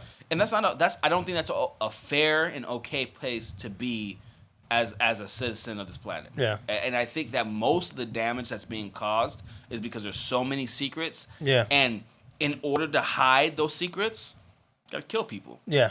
And I think that's the biggest problem. At some point, and I think a lot of it is movies. Like in movies, it's like, well, we don't tell people these things are going on because the people are gonna panic. Yeah. I don't think people are gonna panic if you tell us that aliens are real and you've been talking to them. I mean, I don't think we're gonna riot for that. I think also too, like people have imaginations too. Like so, sometimes in Hollywood they're writing stuff that's the imagination. Yeah, like and 100%. It just so happens. I know coincidences like are far between, but some shit like fucking happens where it's like, oh shit, like actually fucking kind of mirror something. This is what I feel about it. I feel like I believe in frequencies. Yeah. So I be like, in certain frequencies, only a certain amount of things can exist. Yeah. Our mind in this frequency can only think so far. Yeah. And I think those things that we can think within this frequency are things that are actually tangible. Yeah. You know, we think, you create a monster, right? But if you really were to go and study and break down that monster and how it operates, what it feeds on, it's not actually scientifically impossible because it probably feeds on something that actually does exist within science because you can't think about it. I don't believe that anybody can think outside of science. And I think that science only explains what's happening in this frequency. Yeah. And so if it's in this frequency, how can you possibly... If you could think outside of this frequency, you should be able to travel to the next frequency. Yeah. Because you understand it. Yeah. There's no way we can understand it. We're a broad band of frequencies. We operate in this level. Yeah. And so I think and I've asked myself, why is everything the same? Movies, television shows, it's all the same. why are we just not that creative? And I think it's just because we think the same shit because it operates in our field of view, in our field of understanding, and that's why we keep creating the same shit over and over Hollywood's again. just so feeling like we have to be safe. People go back to the well. I think part of it is I'm sure that Hollywood pushes things sometimes, and I'm sure the government comes like, nah, bro, can't do that. You know, maybe. I 100% that believe. Why else do we have Hollywood? Well, Hollywood was created when they made the movies because that's where they. I'm saying, why do we need Hollywood to have movies? I think the thing is about, it necessary? Well, I mean, you can make a movie anywhere though. Technically, that's what I'm saying. So why do we have? For me, I think Hollywood is a way. It's obviously somebody or some group of people wanted to centralize the movie experience. They wanted to limit it. They said, we want this power of movies and television and everything. We want it to be represented in this one central power form. Well, think about I mean, this is really a theory, I guess, in a sense, and just my thinking about it. If you look at the 1900s when movies were being made and stuff like that, look at Chaplin and all that stuff. They were all in Hollywood. They were in Hollywood that earlier part of it. They all started it, yeah. Because I guess the landscape in California is so vast. You have desert, you have forestry, you have all that shit. Yep. That's probably why they made the Hollywood that makes there. sense. The location makes sense. But what doesn't make sense to me is the fact that Hollywood exists. Yeah. To me, it's like start a film, just like every other business. Start a film company here, and then you start a film company here. Not all the film companies go to this one fucking little neighborhood and just all operate together. Something to me just doesn't feel right about that. Something to me feels like there's an outside source that's like, hey, fuck y'all. We need to have some level of control over this so that we can control the rest of these people. We don't need ideas outside of what we believe is best for them growing, because then we no longer have power. And so I do believe there's some kind of connection between CI and Hollywood, FBI and Hollywood, government and Hollywood. I believe there's a connection there of control. Yeah. It has to be. Well, I mean, look at if you go back in the old days of Hollywood, like Hoover was hanging around in Hollywood. Yeah, that's what I'm saying. Like in the very beginning of it, politics in Hollywood was super close. Yeah. And it stayed that way. And that happened with the McCarthy scare, the Red Scare, too. Red Scare, the blacklist of celebrities who couldn't be in movies after that. Yep. Was that shit. I think Charlie Chaplin was one of them who was on that. And that's the thing. How the government can tell us who can and cannot be in movies. Yeah. And the thing is, think about Charlie Chaplin. Think about what he's famous for. Yeah. His most famous speech. The Dictator. The Dictator. Absolutely brilliant. Yeah. Why would America, who hates dictators, want to silence that? Yeah. Why would we want to make that quiet? If anything, America should have spread that across the world. Yeah. Of who we are and what we believe. Yeah. They should have been like, that's genius. We need to use this and market this. Well, also that goes back to even the government, in a sense, being connected to the papers, too. In that regard, because then, you get the Red Scare papers coming out, and don't go to this guy, don't go to this guy. Right. So there's a whole bunch of shit there, too. Yep. Government has hands in every pocket. Yeah, they have their hands. And they probably have my hand in my pocket too right now. Oh, they have their hands in all of our pockets. It's called taxes. Yeah. Their hands will never be out of our pockets. Nope, never. For sure. Never. And even with taxes, I'm not so much against taxes. I'm against taxing people and building a society and a culture around not understanding that. Disconnecting Explain them that from one. That. Yeah, okay. So just having a disconnect. People are not really, unless you take some kind of special magnet program, financial course in high school, there's no finances class. Yeah. Like your junior year, senior year of high school, there should be a finances class that just specifically is based around hey, this is how you manage your finances as an adult to profit the country. It's crazy. Simple idea. It's crazy. I actually learned my checking account and bank account stuff from my parents, but also in school we learned about a checking account and stuff like that. In a Catholic school I went to. Yeah, but you went to a Catholic school. Yeah. These schools in the ghettos aren't teaching people that shit. It's crazy. You have teachers sitting there just 5 + 5 is 10. Yeah. You get the wrong answer, they fail you. They don't care. Yeah. They're not sitting there this kid's failing. I need to get him through it. Yeah. I need to spend more time with him. No, these teachers go in. They most of them get a paycheck and then they go home and they deal with their families. Yeah. We don't have this culture of really understanding the importance of real education. Yeah. We're learning a bunch of bullshit that we don't know half the time. Yeah. We don't need to know. That's Like true. it doesn't make sense that you're pushing high school kids into trigonometry and there's not just a mandatory basic and there are some states that have it. Yeah. There are some states that have suburban schools that have a mandatory finance class. Yeah. You're not gonna find that in the hood. Yeah, you'll find a finance class in fucking college. Yeah, and you're then not gonna find you're that in becoming the a hood. financial consultant, or whatever it is. Like, And class. finance, and it's not. And it's once you learn finances, Yeah. just as a regular person, Yeah. this idea that it's super complicated is bullshit. No. It is super complicated as far as the entire thing. Yeah. But it's not complicated as being an individual who needs to not to be in debt and be homeless. Yeah. There's enough the information to not at least do that to understand the idea of getting a good credit score, putting yourself purposely in debt and managing that debt to push the score up. Yeah. So you can maintain a decent lifestyle. That idea, once you really understand it, is not very complicated. Yeah. And then we pretend it is, and then we're like, oh, this group of people isn't advanced enough to understand this. No, bullshit. Yeah. You suck, and you aren't willing to go to that group of people and teach them what they need to know. Yeah. Because you understand that with their success means that your power drops. And that's what's really happening. Yeah. So this world we're in is crazy. There's a lot of shit going on all at once. I don't know how the fuck we staying sane. I don't even know how- We're staying sane. I don't even know how 2021 is going to look. That's the crazy thing. I'm scared. I'll be honest. I'm a very, and you've known me for a long time. I'm a very positive person. You are a very positive person. I feel like I'm why are these words escaping me? He might not sound like a negative Nancy right now, but he's a very positive person if you meet him in person. Well, this is how I am. Yeah. I believe that being a positive, loving, happy person doesn't mean you can't talk about the bad, the dark, and what's going on. You need to talk about that, It's though, actually the too. ability to be able to talk about those things, and not like I'm not gonna walk around away from this conversation sad and depressed, right? Like I'm just I'm gonna go back into the world, and even as we give this conversation, I'm gonna continue to give you love and light, the best that I can, But you have to acknowledge what's happening, and you have to be able to discuss it. Because at some point, just 7.7 billion people in the world, and what happens next with the world goes all the way down to one individual. Yeah. That's facts.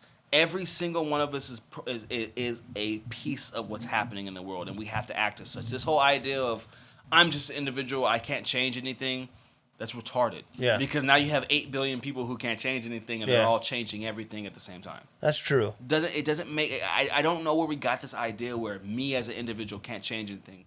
It just break it down to physics. Yeah. The individual atom. The individual atom is the most. If you break an atom, you get a nuclear bomb. Yeah. You destroy a whole city. That's how much power is in it. So just imagine we're made up of billions, trillions of atoms or whatever it is. And without those atoms operating the way that they do, we wouldn't function. Our heartbeats, our breathing, our lungs, the way that however the hell our brain uses our pineal gland to have consciousness, whatever consciousness is, because we really don't understand it. It all has to happen, has to work and sync together. Yeah. And to believe that individual human beings don't work exactly like that is retarded. Everything in the universe, from what I see, is just a mirror of itself. Yeah. Just getting bigger and bigger and bigger in scope. You go from atoms and cells to quarks, to actual organs, to actual individuals, to the solar system, to the universe, to the multiverse. Do you believe in the multiverse? How can you not? Yeah, like Slider style. I'm supposed to believe that that's just the universe, and then that's I don't. That's it. Oh. Is there any real reason to believe that's true? Now, I respect the fact that we can't understand anything beyond the universe, but then once you start studying quantum physics and understanding how quantum physics works and what it's telling us, that next thing that it tells us is like, okay, well, there has to be multiverses. Well, string is it the string theory? Yeah. String theory is insane. And the Einstein-Rosenberg and even bridge, right? String theory is starting to kind of even fall apart now, though, too. There's just there's missing links to string theory that are starting to make it kind of collapse. Oh, really? But I think that it's because we're getting into a phase of quantum physics where it's just like things probably collapse and recreate themselves a lot. That's Yeah, probably pretty normal in that world. I mean, just think about that. it. You can change an atom here, Yeah. and then somewhere billions of light years away, it changes the entire metaphysics of a star. You can sneeze today, and then it Nuts. changes like your whole life tomorrow. Yeah, it's it's nuts. I'm It's just saying. The quantum entanglement Yeah. is a crazy idea. Yeah. And when you sit back and you're like, from what we understand the world, but then once you get deeper into it, it's not that crazy. It's really not that crazy that everything that happens in this universe is going to affect the entire thing quantumly. That's once you can kind of sit down and just realize, like, nothing that I do, if I move, you see it, the cameras pick it up, it makes some kind of a sound, it disrupts the airflow in the room. Like, there's so many. Of course, it ripples out. Yeah. Of course, the universe is experiencing that, right? If I hit this table, that sound, of course, that changes the entire universe. That makes perfect sense when you think about it, because the universe exists. Some point in that universe, something happened, but that happened within the universe. So of course, it changes everything in the universe. That happens in our body. Yeah. Something changes in our body. Our body feels it. An artery starts to get clogged, our whole body shuts down. You have a heart attack, and it shuts down. So I mean, it makes sense. Quantum physics makes sense. Quantum entanglement makes sense on that level. But then you just have to think about everything that would have to happen for that to take place. For a particle here in billions of light years to mirror and do the same thing, that means there's just the level of understanding that we have, that gap of understanding that we have is incredible. There's so much shit that we can't possibly understand. And I don't think there will never be a time where humanity in this frequency, in this flesh, will really fully understand what the fuck's happening around us. Yeah, we'll definitely be dead. I think the simplicity of it is, hey, I don't want to fucking live a shitty life here. Yeah. I know it's not going to last very long. Yeah. Why would I want you to live a shitty life? Yeah. You're not going to be here very long. Let's just do some cool shit together. Yeah, maybe the next life is like friends. that, if people believe in that. You know what I mean? Like, yeah. I believe when you start talking about things like the next life, it's such a complicated thing. No, definitely. I don't believe in death. Yeah. Just because I believe in science. Yeah. Science is that energy cannot be created or destroyed. Yeah. And so I'm energy. Yeah. You're energy. So that means you can't die. Yeah. You can't be destroyed. Your vessel's just destroyed. This physical thing, and it's not. It is fed upon. Yeah. Oxygen feeds upon you. The earth feeds upon you. The bugs, and when you're in a coffin, the worms get in. They feed upon you. And what are they doing? They're taking your energy. Yeah. And then your energy is going into them and giving them more energy, in which they're dispersing energy. So even your physical form doesn't die in the way that we understand death. It continues on and spreads back out into nature. And I think that's called the circle of life. Circle of life. The circle of life. And it just continues on forever. And so you have to think, is that physical incarnation, is that spiritual incarnation actually happening in real time? You're giving more life? Or is there a conscious experience that you will experience afterwards? Yeah. And the argument is, when you die, what happens with your consciousness? Yeah. Is that just kind of energy that flows out? Like a water balloon, you bust and the water sprays everywhere and your energy just kind of goes everywhere? Or is this consciousness something that manifests and we hold on to for the rest of our existence? Yeah. So when I die, I'm conscious. I'm just conscious in a higher frequency, so I experience that frequency and I experience conscious on a different level. Would you like to know something totally, like, I haven't told anyone this in a long time, like, at all? You're about to tell the world. I'm about to tell the world. And I'm always with when somebody's down to tell the world some new shit. Because when I was a child, like when I was little, this is definitely when I was little, I always believed, like, if I had like a child, my whole consciousness would just go to the child, and I just forget about my past in a sense, and I just like keep going down the line of people. So I just have a new life in that regard once I have a child, in a weird way, like where I see everything through my. Is that like, why we spank our kids? Like, you know what I mean? Like, I guess so, but like, it's like my whole POV vision, like, right, is like just going into the next, like my next child. I guess as a kid, I was thinking like that's how my whole life thought. I'm like, so do I like become now my kid when I was little? Like, but what happens when you have a child at a lot earlier age? I don't know. See, I never fully thought it out. I Is just that thought why of that. somebody who was like a child at 14 are they maturing faster because it's just kind of like the obvious physical reaction to having a child, or is it because a transfer of consciousness is happening earlier in their age? Yeah, maybe. Who knows? It's just. But then, why does it take longer for that? Because even as they get older, you notice that they don't seem to be more conscious than people their age. Yeah. So why, if it's happening at an earlier age, why isn't that loss of consciousness felt even? Like why doesn't what is it called? Alzheimer's. Why wouldn't it be heavier on somebody who had a kid younger? I don't know. Because that would make sense, right? That makes sense. If you had a kid younger and it was a conscious transfer, then you would say, okay, well, we should see a spike of Alzheimer's and dementia in people who have had kids younger. And I don't think that's something that's ever been researched. Yeah. But it's possible. It's just something I thought of as a child. Like I know it's like. No, it's a very interesting thought. Yeah.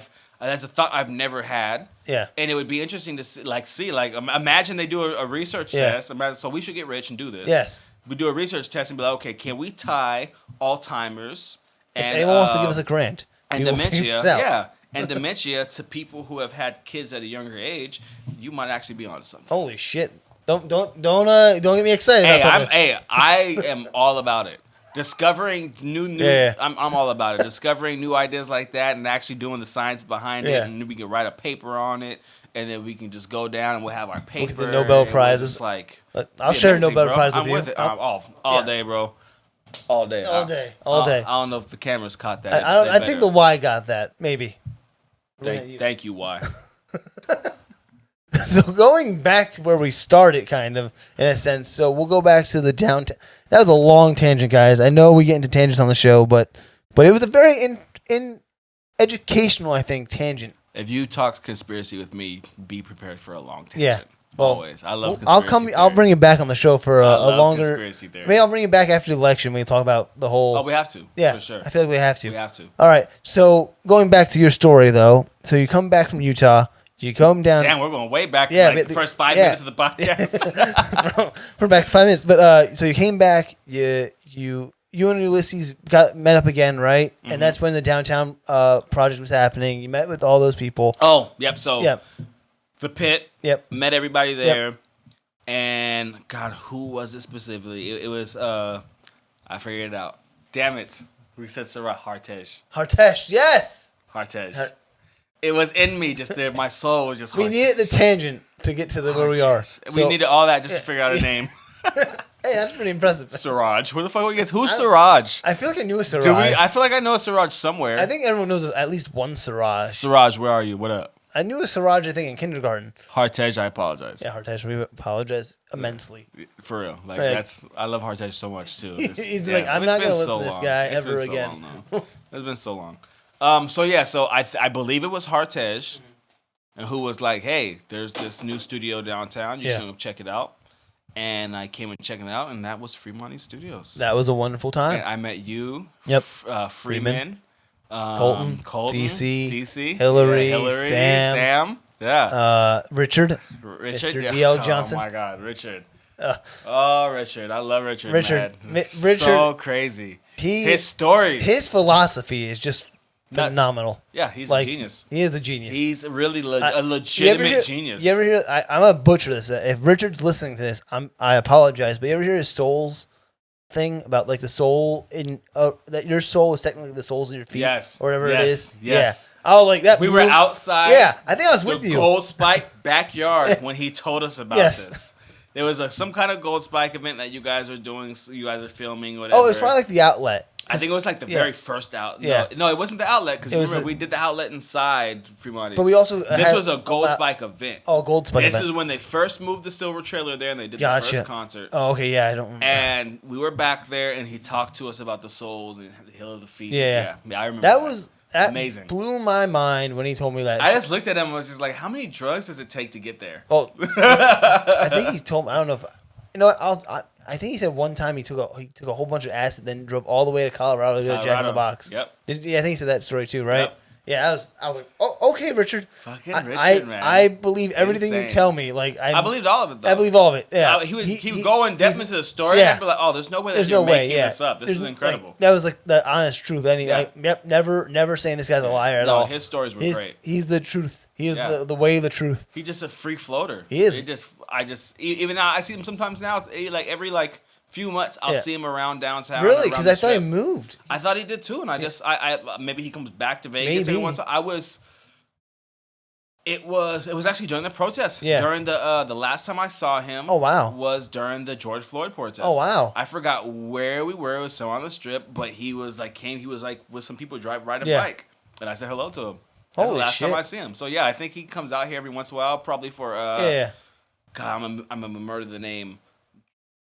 Draquella. What did he name his baby? Dressara? Dressar. Was it Dressara? Sorry, yeah. Dressara? Richard backwards. Yeah. So it's Richard backwards, but then there was also like a Dracula thing aspect to it that they were saying. So Dressara, I think. Yeah, it Dressara, is. yeah. Yep. So I think he probably comes back to see Dressara every once in Yeah. a while. Yep. That's cool, man. Fucking I miss Richard. I wish I saw him. Free Money is incredible. Yeah, Free Money was good time. I'm the politics of Downtown Project is what fucked up. Yeah. Because it was Even not just that, too. Mimi owned it, right? Yeah. And then so Tony financed it. Yeah. For Mimi, I guess they were old friends. Yeah. This was something she wanted to do. Yeah. He financed it, and then maybe Mimi just didn't understand the industry. I don't know if it's just that. Like, I mean, I don't want to say anything. I'm not gonna try to say anything bad about her. I mean, that might be Mimi's true. dope. She's an awesome person, great person. But I just think never saw a vision from her I don't- directly. I saw a vision from Freeman. Freeman, yeah, I think that's where the push and pull sometimes would happen. I feel like they wouldn't really be on the same page in that regard. But also, too, I think the problem with the downtown project is that, not downtown project, sorry, Fremont East in general was that we stayed very insular of downtown project and we didn't really move out of it because I tried to tell you guys. I had this conversation with you guys. I was like, look, Yeah, there's this. I agree. There's all this, but my concept Because no one wanted to wasn't pay downtown. My concept wasn't to take Fremont East and Yeah. push it out at first. It was to take what Yeah. was outside of it and bring it in. Yeah. Because it was already. You guys had what's his name walking through like Wesley Snipes. We had Jason Statham Jason once. Statham, Yeah. like Eddie Griffin, I think, came by. Eddie Yeah. Griffin, like the energy was there. Yeah. But I think it was the strategy and the logistics is where the failures came. Because we were technically working for Downtown Project and always, They should have let you guys be more free. yeah. I 100% believe if they would have shut the fuck up and said, Freeman, we believe in you. Yeah. We believe in your dream. Yeah. We believe in what you can do with this place. Yeah. So we're going to step out of it. You let us know what you need from us. Yeah. And you do your thing. If they would have done that, I 100% believe right now it would be just a monstrosity. Oh yeah, I think it'd be a totally different life for all of us. Yeah. Every single person Yeah. that was there in that beginning, I think that we would all have just been catapulted. Oh, yeah. Freeman he knew what he was doing. Yeah. He was brilliant, and I always saw his frustration. Yeah. And it wasn't until I knew Mimi Yeah. and Tony's role in it that I was just like, I get it. Yeah. They're not letting him be Yeah. him. And I fucked up a few times too myself. I'll admit on the podcast. I one time, remember Angel? I remember So we did his Angel. music video. Great musician, yeah. Yeah, great, wonderful guy. And we did his music video, and I fucking took the car. Freeman told me I was so beat tired. I don't remember hearing to transfer the footage the night onto a hard drive, and I just didn't do it. I was so tired. The next day I come in to put the fucking CF card into the computer to transfer the footage. Footage is all gone. Footage was corrupted on the card. Oh my God. Yeah, I think it was also the card, the memory card too, because it was some third party shitty one that you probably don't want to get. So name that brand. it was Computer Bay, I think it was called. Do not work with Computer Bay. Yeah, I think that's what they were. I think that's what they were called. It was with a K, Computer Bay, something like that. And yeah, man, I felt shitty as fuck after doing that, and I had to tell Freeman. Sucks. Freeman got really mad at me. God, I remember that project Yeah. where Angel was big. Yeah. There was actually a lot of people who were just this is gonna and bubble a little bit. I feel like I put a lot of that blame on myself But for that too. I honestly feel as much as that must have been a pain in the ass, as human beings, Yeah. the obvious response to that is just reshoot it all. Yeah. Well, luckily enough, that sounds crazy, but he paid to buy paid to send the card out or get the card software where they can extract the footage that was shot on there. Oh, so he did get it back. Oh, if I'm not mistaken. Well, that's not that big of a fuck It's not that big. You made it sound like you shot the video and everything died. To me, it and then is a fuck up. Angel went and told the president and was like, "You gotta shut down Fremont East. It's over. You're done." I felt terrible about it. You know what I mean? It's like you feel like shit. We all did a lot of stupid shit during that time. Yeah, that's true too. That's the thing. I think we were growing. That was the purpose. Yeah. The purpose was to bring these people and for us to all fuck up together. Yeah. And to build something great. Yeah. And with Freeman leading that. Yeah. And I think if it would have been presented that way, like Freeman's our guy. Yeah. Like just trust in him, let him do his thing. Trust in him and believe in him from the top down, from Tony all the way down to whoever the worst of us was. Trust in Freeman. Yeah. And I think if that would have been the main strategy, we would have been all right. Yeah. I can see that. I 100% believe that. There's never been a point in time where I didn't believe in Freeman White. There's never been a point in time where I didn't just see him as just an amazing human being. Yeah. And even his efforts he put out for me, when I think about the fact that I'm not as far as I want to be in music as I want to be, I feel more bad about letting him down than myself. Yeah. Because of how far he was Freeman. Yeah. All of you guys, Colton. Yeah. Like, you guys did so much for me. You can't forget Dora Lynn. And Dora Lynn, oh my God.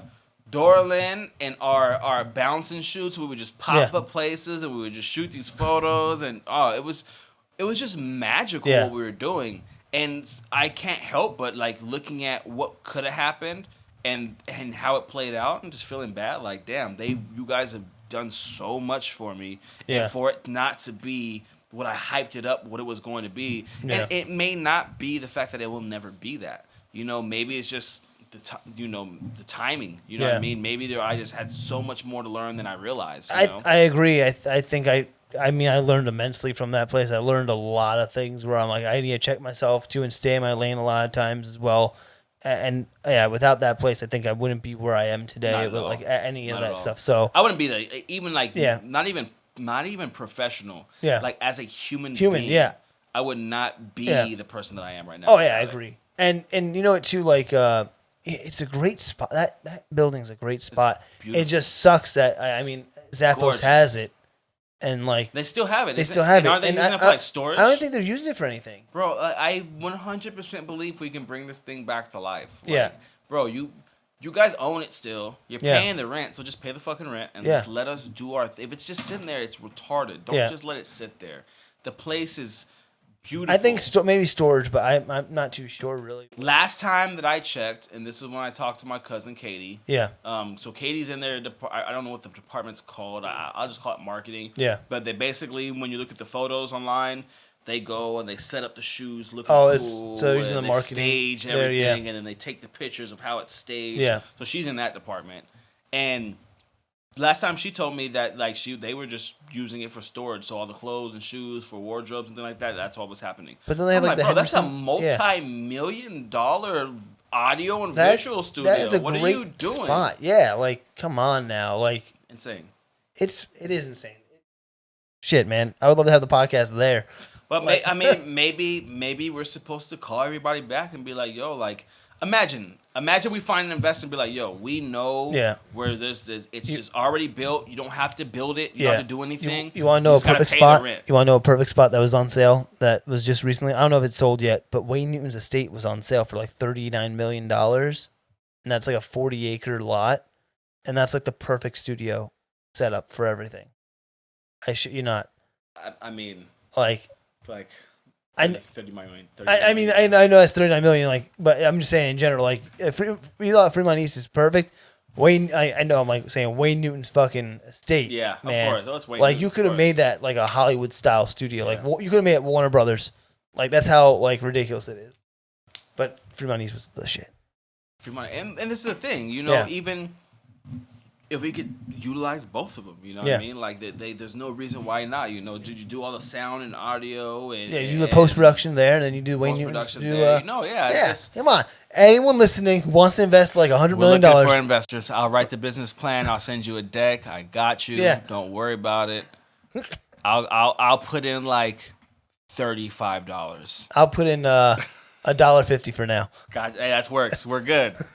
Actually, we made $15 from the podcast so far. I'll put in the $15. You made $15? $15. Oh, bro, we're moving. In the last year, we made $15 so far. We're moving, but bro. by the time this is out, it might be 16. Who knows? Hey, we're moving. Who knows? We're moving, man. I like it. So, after, this whole Fremont East thing, right? Where are you at in your career musically as well? Like, you're back, you're refreshed, kind of. No, I'm a fucking bum in music right now. All right. I haven't done Not music now, in so but long. but in general, like you're trying to work on your album. You're doing a whole bunch of other things too. So I really stepped away from music. Yeah. I really got more involved in technology in my professional life. But music was just always kind of there. Well, I mean, directly after. If you're talking about directly after when Fremont. did you and the drop off too? Because like you transferred now to more technology based, and you start. So the drop off was, God, what year did I start? Did we start comp marketing? 2015, 16 or something like that. Something like that. It was you. Me, Ryan, Mark, Donovan. Why am I feeling like I'm free? Well, it was the four of us in the beginning. And then. What happened to that too? Like, you want to explain what comp marketing was for people? Okay, so comp marketing was a marketing company that we started. I actually, God, what was that kid's name? I know if I say his name, you're gonna know who I'm talking about. It's like a really crazy white kid that just was around. He was a painter. God, what was his name? Painter. Yeah, God. I don't remember. He had a really crazy name, and he was around Fremont East. God, what was his name? Just like he was a really sporadic kid. Anyways, he introduced me to Ryan. Yeah. First I came in. I was supposed to be the sales manager. Yeah. And then I ended up managing the whole driver program. So what we did was we provided screens, digital screens inside of Uber and Lyft vehicles, and we sold advertisements based on it to the riders. Smart idea. Yeah, pretty cool idea. Difficult in Vegas because the rules are just crazy. Yeah. But we did pretty good. We got more than, we had a couple thousand drivers, so we were moving. We got, some good advertisers. We got some content up. And then really just the team just didn't vibe at the end of the day. Oh, really? That's not... Our visions were very different. One of the things that was a driver for me was, we went in, started getting the casinos and started negotiating with them. And then basically... they were kind of scared about the AI aspect of it. Oh, okay. Why the AI aspect? Well, it was the facial recognition. Oh, okay. So they were scared of privacy and things like that. And I tried to explain to them, be like, because these are old guys. Yeah. They're old money. It's too late. Yeah. Snapchat's already out. Yeah. There's most phones use facial recognition to get in your phone. Like, people are in cameras all fucking day, every day. Yeah. Like, there's no hiding your face anymore. Like, except for in 2020 when you have to wear a mask. Yeah. But even that, they know what your face looks like. Yeah. Because of the years of facial recognition they took. And so our CEO's response to that was, okay, well, let's cut that out of the program. Which that facial recognition was the main thing that targeted our ads to people and to who they were and their social media, and that's where our money was going to be made. Yeah, that doesn't help you. Oh. So the idea was, we'll cut back on that because they're scared of it. And for us, it's like, you don't stop technology because people who don't understand the technology fear it. That's not obviously how this operates. Yeah. And so that move, I think, just began a process of everything declining because, I can specifically say that I've lost faith in our CEO. Yeah. I didn't believe in the vision anymore. Yeah. And it's just slowly degraded from there. I quit. I left. They tried to hold on for a little bit, and then it just kind of broke down. Yeah. They dissolved the company. Ryan actually created a new marketing company. It's like these kind of like thin screens that you put on windows, car windows, that actually will play advertisements. Oh, that's pretty cool. Pretty cool idea. Yeah, that's a great idea. So, he's working on that. Brilliant idea. I'm not sure for how far along he is on with that. Me and Mark are actually going to be doing a podcast together starting next month. And is it Mark the one with the investment company? Yes. Okay.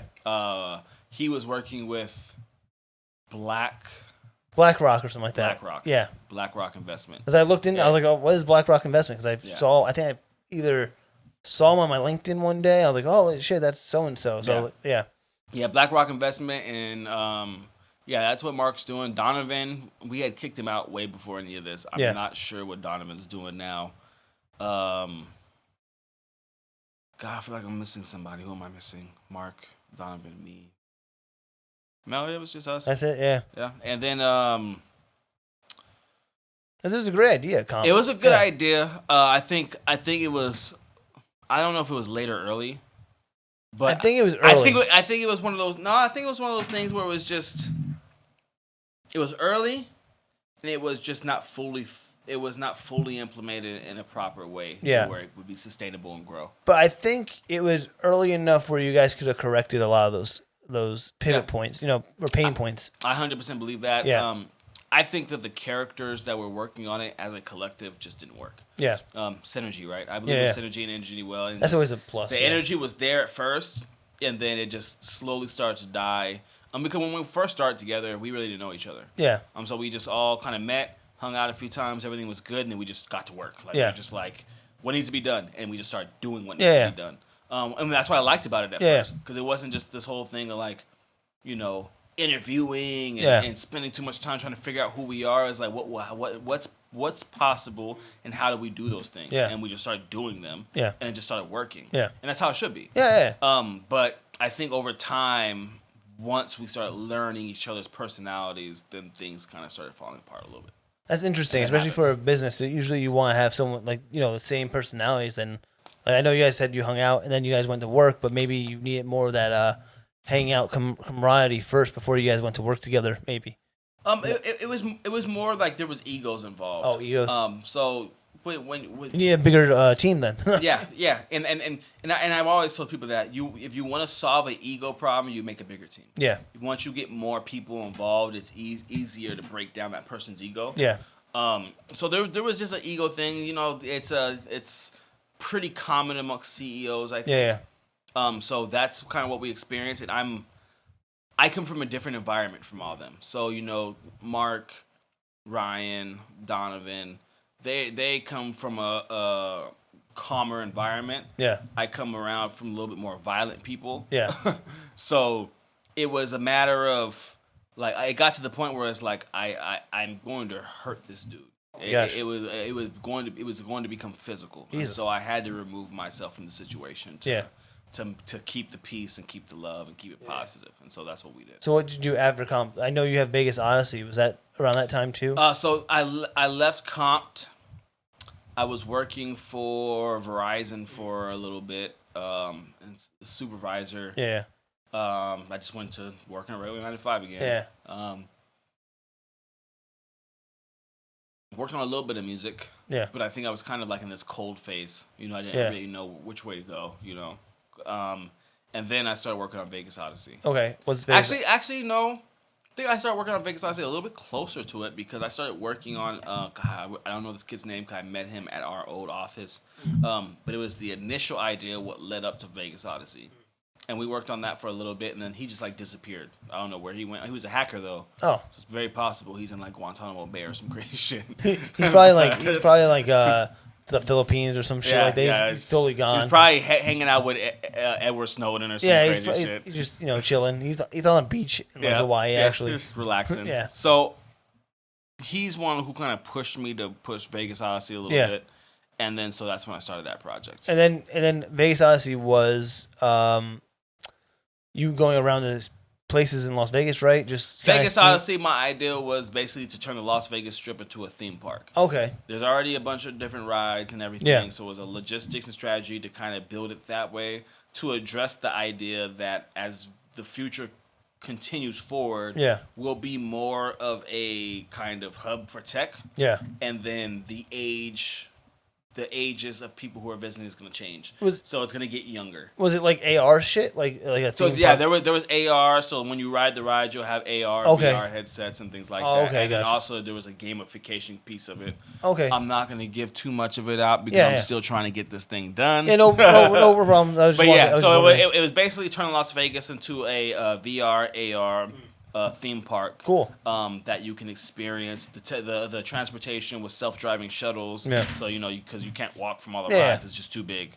So it'd be like a 48-hour experience That's that pretty you can cool. experience. So you just buy a ticket and then you'd have access to this experience, and so it would bring the crowd that comes out here down, the age group. Yeah. So and the reason why I wanted to do this is because the governor. We went to the what is it called? The governor something. It's basically a conference, and like all the governors come out and Yeah. talk about what they're gonna do in Nevada, and the governor and mayor and different things. Oh, like the mayor's conference, the governor's conference. Yeah, governor's conference. Yeah. Yeah. But it's I don't know. I can't remember if it's called the governor's conference or the governor's something. But anyways, yeah. So we were there. We got to meet them. Yeah. We got to figure out what their ideas were, and their ideas were aligned with us. We Yeah. want to make us the technological hub. And we want to bring the Yeah. age group that comes down here down. We want this place to be a place that kids can start coming to and Yeah. stuff now. Well, then which they already do, but most of the time the kids just sit in the room while the parents go out. And Wasn't that the experience. '90s though? Like, again, I'm not from here, so like the '90s wasn't that like a big time when they were trying to get the kids to come out here to do that shit too? So we had Wet and Wild. Yeah, on the Wet and Wild, Strip. Oh my which God. which I didn't realize was in Honey I Blew Up the Kids. Yeah. So I was like, oh, that's the old Wet and Wild. I get it now. Yeah. Like, yeah, I was like, oh Wet shit. and Wild was amazing. Yeah. So there was Wet and Wild. Yeah.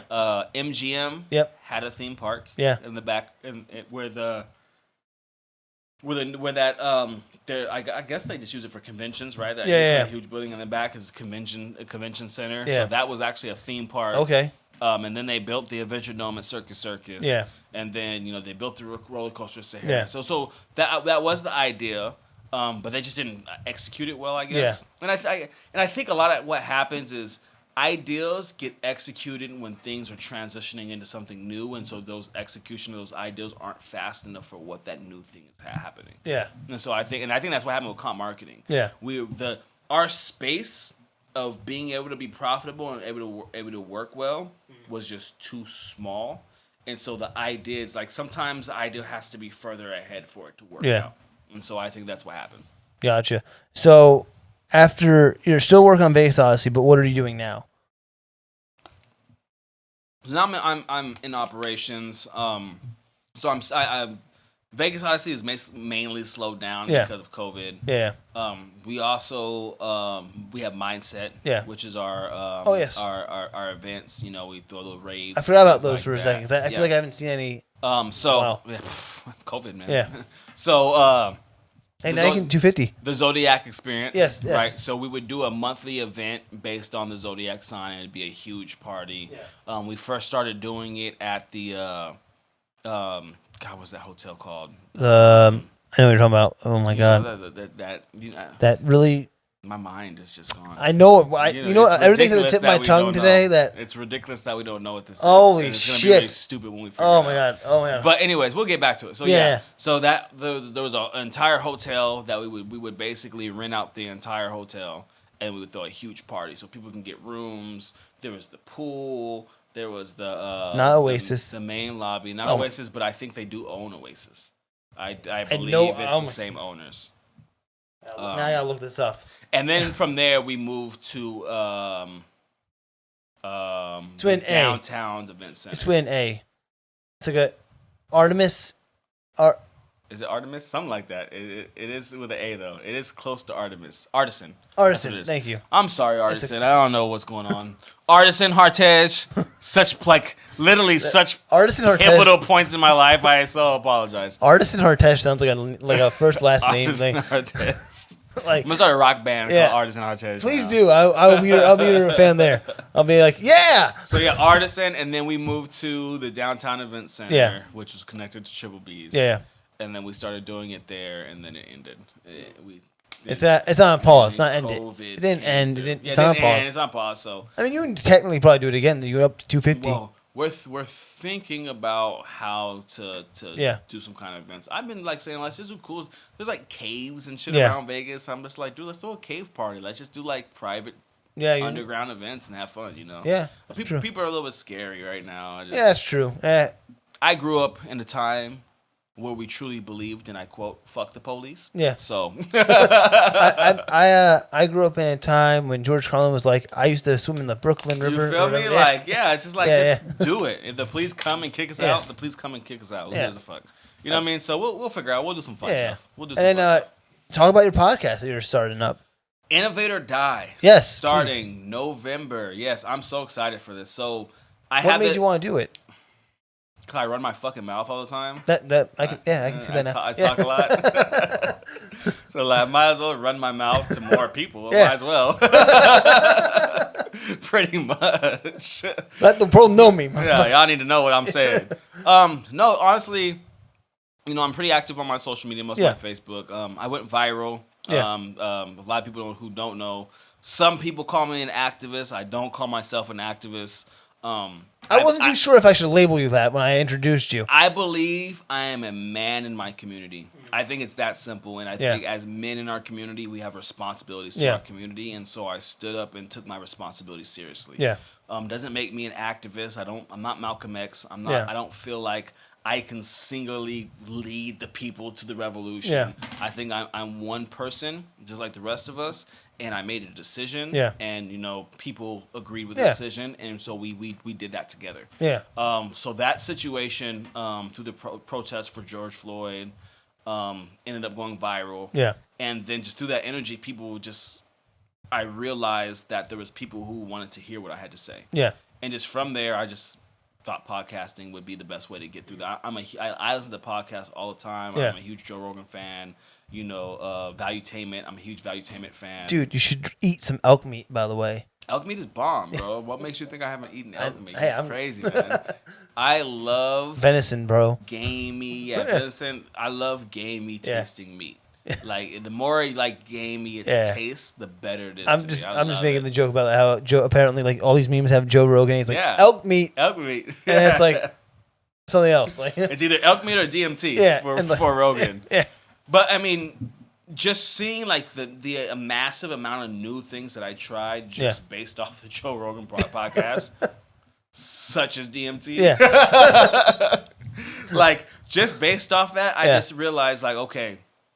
There's information that is being passed through these podcasts and through this type of entertainment that isn't getting to a certain group of people. Yeah. And it's because you have like the Democrats trying to cancel Joe Rogan and because Joe Rogan's he's completely unbiased. Yeah. He's not going to say, well, you guys, he doesn't listen to cancel culture. Yeah. I'm not going to host this person because you canceled him. He doesn't give a fuck about that. I'm going to host him because this is America. Yeah. And we have the First Amendment, and I'm going to allow this person to come and talk about who they are and what they believe. Yeah. And 90% of the time that he brings these people on and you listen to them, they're not no crazy racist that's going to try to burn down the planet like the Democrats trying to make it sound. So he's so open to talking to both sides and to getting these ideals out there.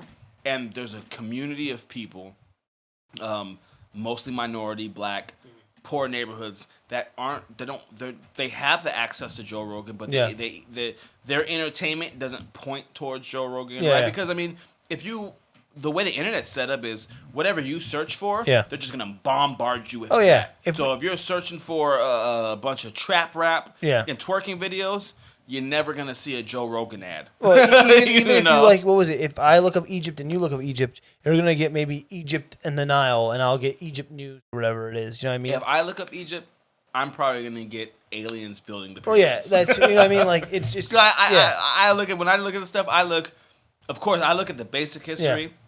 I look at all the conspiracies, and then I look at, like, what has been found that they kind of ignored. So, like... Yeah. Like things that's like, this is an ancient technology. It's telling us millions of years old. But it doesn't make any sense. So we're just going to discard it. Yeah. I look at that stuff and I'm just like, well, you can't just discard it. That's not science. That doesn't make any sense. So you're telling me that you're finding technologies and, it built it. Like my theory is we're doing, and this is and I talked to my dad about this because he has top secret clearances. So he has his own experiences. And, the ideal I get is we keep doing this. Yeah. I feel like physics is always going to create the same thing. No matter how many times you destroy the Earth, it's going to keep creating the same species. Yeah. And so what I think is happening is we're creating technology, we're doing a thing, then we're being wiped out. And then science is doing its thing. Biology is doing its thing. It's growing. Yeah. We're coming back again. We're building these technologies, and then we're being wiped out. And it just keeps happening over and over and over again. And when you find these old technologies, you're finding the point of advancement they got to before they were wiped out. Yeah. And because I look at stuff like, they look at old cities that are tens of thousands of years old, and they're like, well, from what we're testing, it looks like they were hit by a nuclear bomb. But that doesn't make sense because we created the nuclear bomb. Yeah. So we're just going to move on now. It's like, no, stop. Go back. Why is there nuclear material and this same type of metals here? Yeah. What? It's kind of like the Matrix, in a sense of that Matrix idea of like we're living in the Matrix and we're just rebooting it every time. Rebooting over and over again. That's what and I think that's the most logical thing. And even when I look at like things like the Bible, that's what the Bible tells me. Yeah. The Bible tells me like, hey guys, you're eventually going to get yourself to this point of technology. Yeah. And if you don't do it right, you're going to fuck yourselves over. Yeah. You're going to kill everything. We're just in a weird time loop, I think. Yeah. I just think it's just this weird time loop that just keeps happening over and over again. Because it's just, in the Bible, it literally says, you get a bunch of technology and then you kill it. It just ends. That's literally like the story of the Bible at the end of the day. Like, you get a bunch of technology and then something happens and then it all ends. What are you talking about? It's a nice story about a man who died for our sins. That's one piece of the Bible. And it's...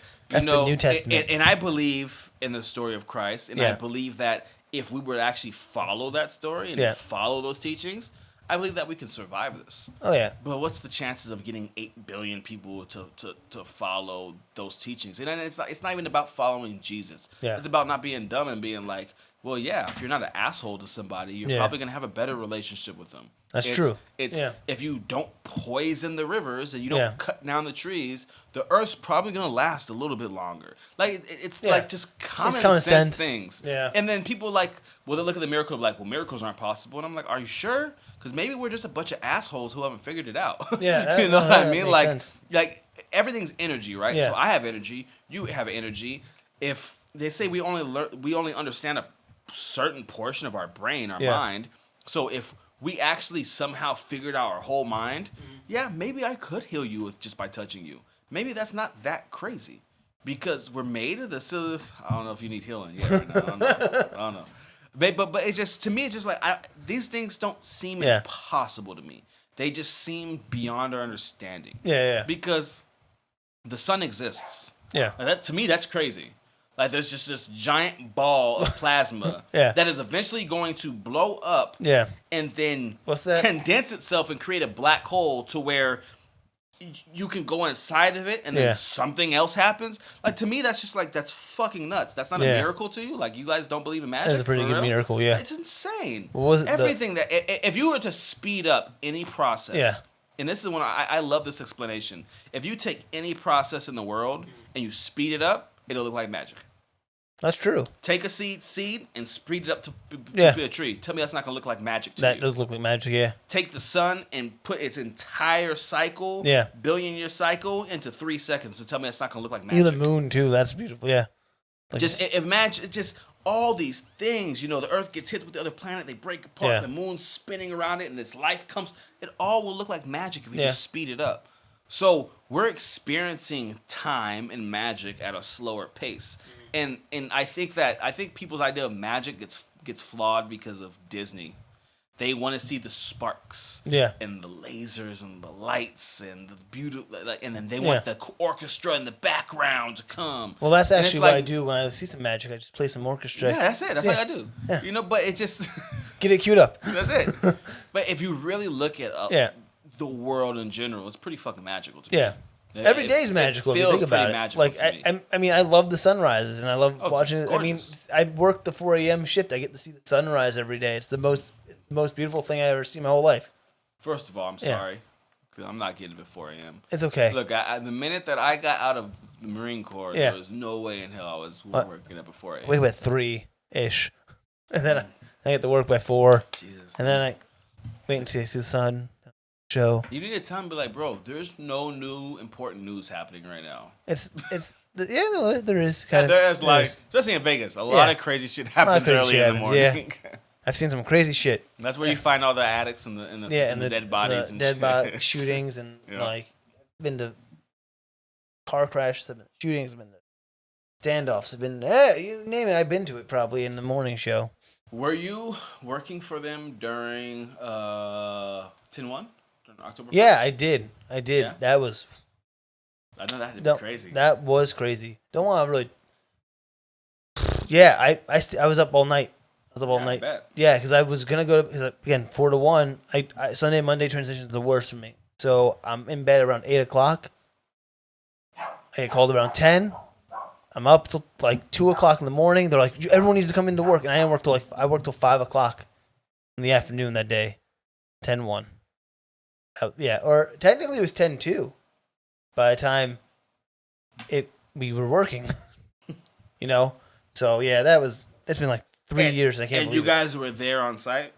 I was stationed by Town Square because they pushed us way back, like way back for this thing. Like, I know everyone was like scattered around everywhere, but we were pushed to where Town Square was, in that Las Vegas Boulevard section. So in that corner right there, when you hit Las Vegas Boulevard and Sunset, that's where we were. That was Las Vegas Boulevard. Okay, yep. yeah, and that was the worst part about that. Besides like going live, I mean, we were going live constantly, but like I had to pee, and I was like, and there's no one to come for backup because everyone else was stationed all over, and there's like no one else secondary there, and I'm like, I hope we get like a 10-minute like. You don't bring like a milk jug that you could just. I pee couldn't. There's into? every station was there and all that shit, like CNN, CNBC. I didn't want like. I'm a savage. I would have for sure been like, everybody, just so you know, I'm peeing in this milk jug. Yeah, I didn't have one because I was like, I just ran out the house and shit. So that'd be like a news thing, like, hey, we're gonna bring jugs just in case. I know needs people. To pee. Yeah, I don't do it. Sorry, I hold my shit in, and I'm gonna fucking pee. Asking too much. Yeah, you're asking me too much to do. But so yeah, what you started the podcast in November? You said. November, yeah. So you have a date? We don't have a date, no date, but sometime shortly after the election. Okay, that should be a fun one. If we find out who it is, we'll find out. I don't know how that's gonna work. I mean, I know some states are starting. They're talking about like a couple months down the road, and I'm just like, well, I know some states. The world will burn itself down. If some states are doing early counting, right? Yeah, they're already starting to do it. I know, like I read yesterday or a day ago, 2 days ago, like Texas hit like 3 million people already. Crazy. That's like 16% of the 2016 election. And the early voters are like mostly Biden. Like it's people who are like, dude. It's 2 to 1 right now. I was reading. It's 22 million people total who voted. I think it's 2 to 1 Democrat to Republican right now.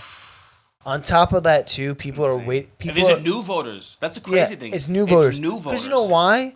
Because fucking everyone just knew Hillary was going to win 2016. No one expected that, right? That's honestly what it was. I don't know why. I mean, I don't know why either. That was where like Hillary's for sure going to win. I'm just like... Because everyone thought like Orange Man was kind of crazy. I think they underestimated how many of us were just like, I'm not voting for Hillary. Yeah, Clinton. and I think this time around, like you had 4 years of the guy who has promised "Make America Great" for 4 years. We had an orange peel for president for 4 years. Orange peel, more like an orange Cheeto for 4 years. So crazy, man. I can't believe Donald Trump is... The crazy thing about Donald Trump is I understand the Republicans absolutely not wanting to deal with the fucking Democrats. But Jesus Christ, the best that y'all came up with Donald Trump. But even like them, now they're starting to... apparently what I'm reading is they're starting to break away from him too. Yeah, of course. And even like if you look at the map, Florida is in a swing state right now where it's leaning blue. Yeah. Texas, the crazy thing is Texas is leaning red. It's not even like fully red. Like, do you remember 92, 96, 90, red. Red. It would red, never red, be. red, And the mindset was it will never be anything other than red. When you have 3 million people voting already in Texas, and like 8 million was the last number in 2016, and on top of that too, Beto O'Rourke almost won. What are the chances that we get COVID and Trump in the same 4 years? Another 4 years of Trump or another? No, like what are the chances that even happens? That it's an anomaly. In human nature, that Trump and COVID happen together. Yeah. What is the likeliness of that happening? That doesn't it doesn't sit well with me because it's like, not even just that. the Hispanic caravans. Yeah. Trump, COVID. Yeah. Like, I just look at this stuff and I'm just like, the fuck is this? What's happening? It's kind of crazy because, like... Because without COVID, yeah. Trump was going to take 4 more years. Oh, yeah. Because none of the independents Yeah. were going to dissent because they're like, we're good. Yeah. Money's good. The economy's good. We're paying less taxes. The crazy thing is, too, even the stock market people are like, yeah, Biden's actually going to be better for the stock market because, like, they keep it more stagnant. But if Trump tweets, the stock market drops, like, 300 points. And, like, but the guy knows how to play a stock market, but the stock market doesn't like uncertainty they and don't like it. all that shit. So, like, but even though if you know how to play it, uncertainty is actually a good thing. Yeah. And people who understand stocks and understand like when the booms are, uncertain is actually. But also, he's probably maybe doing it for pockets too. Like, it has to be. Like, fucking say this shit. Like, this whole idea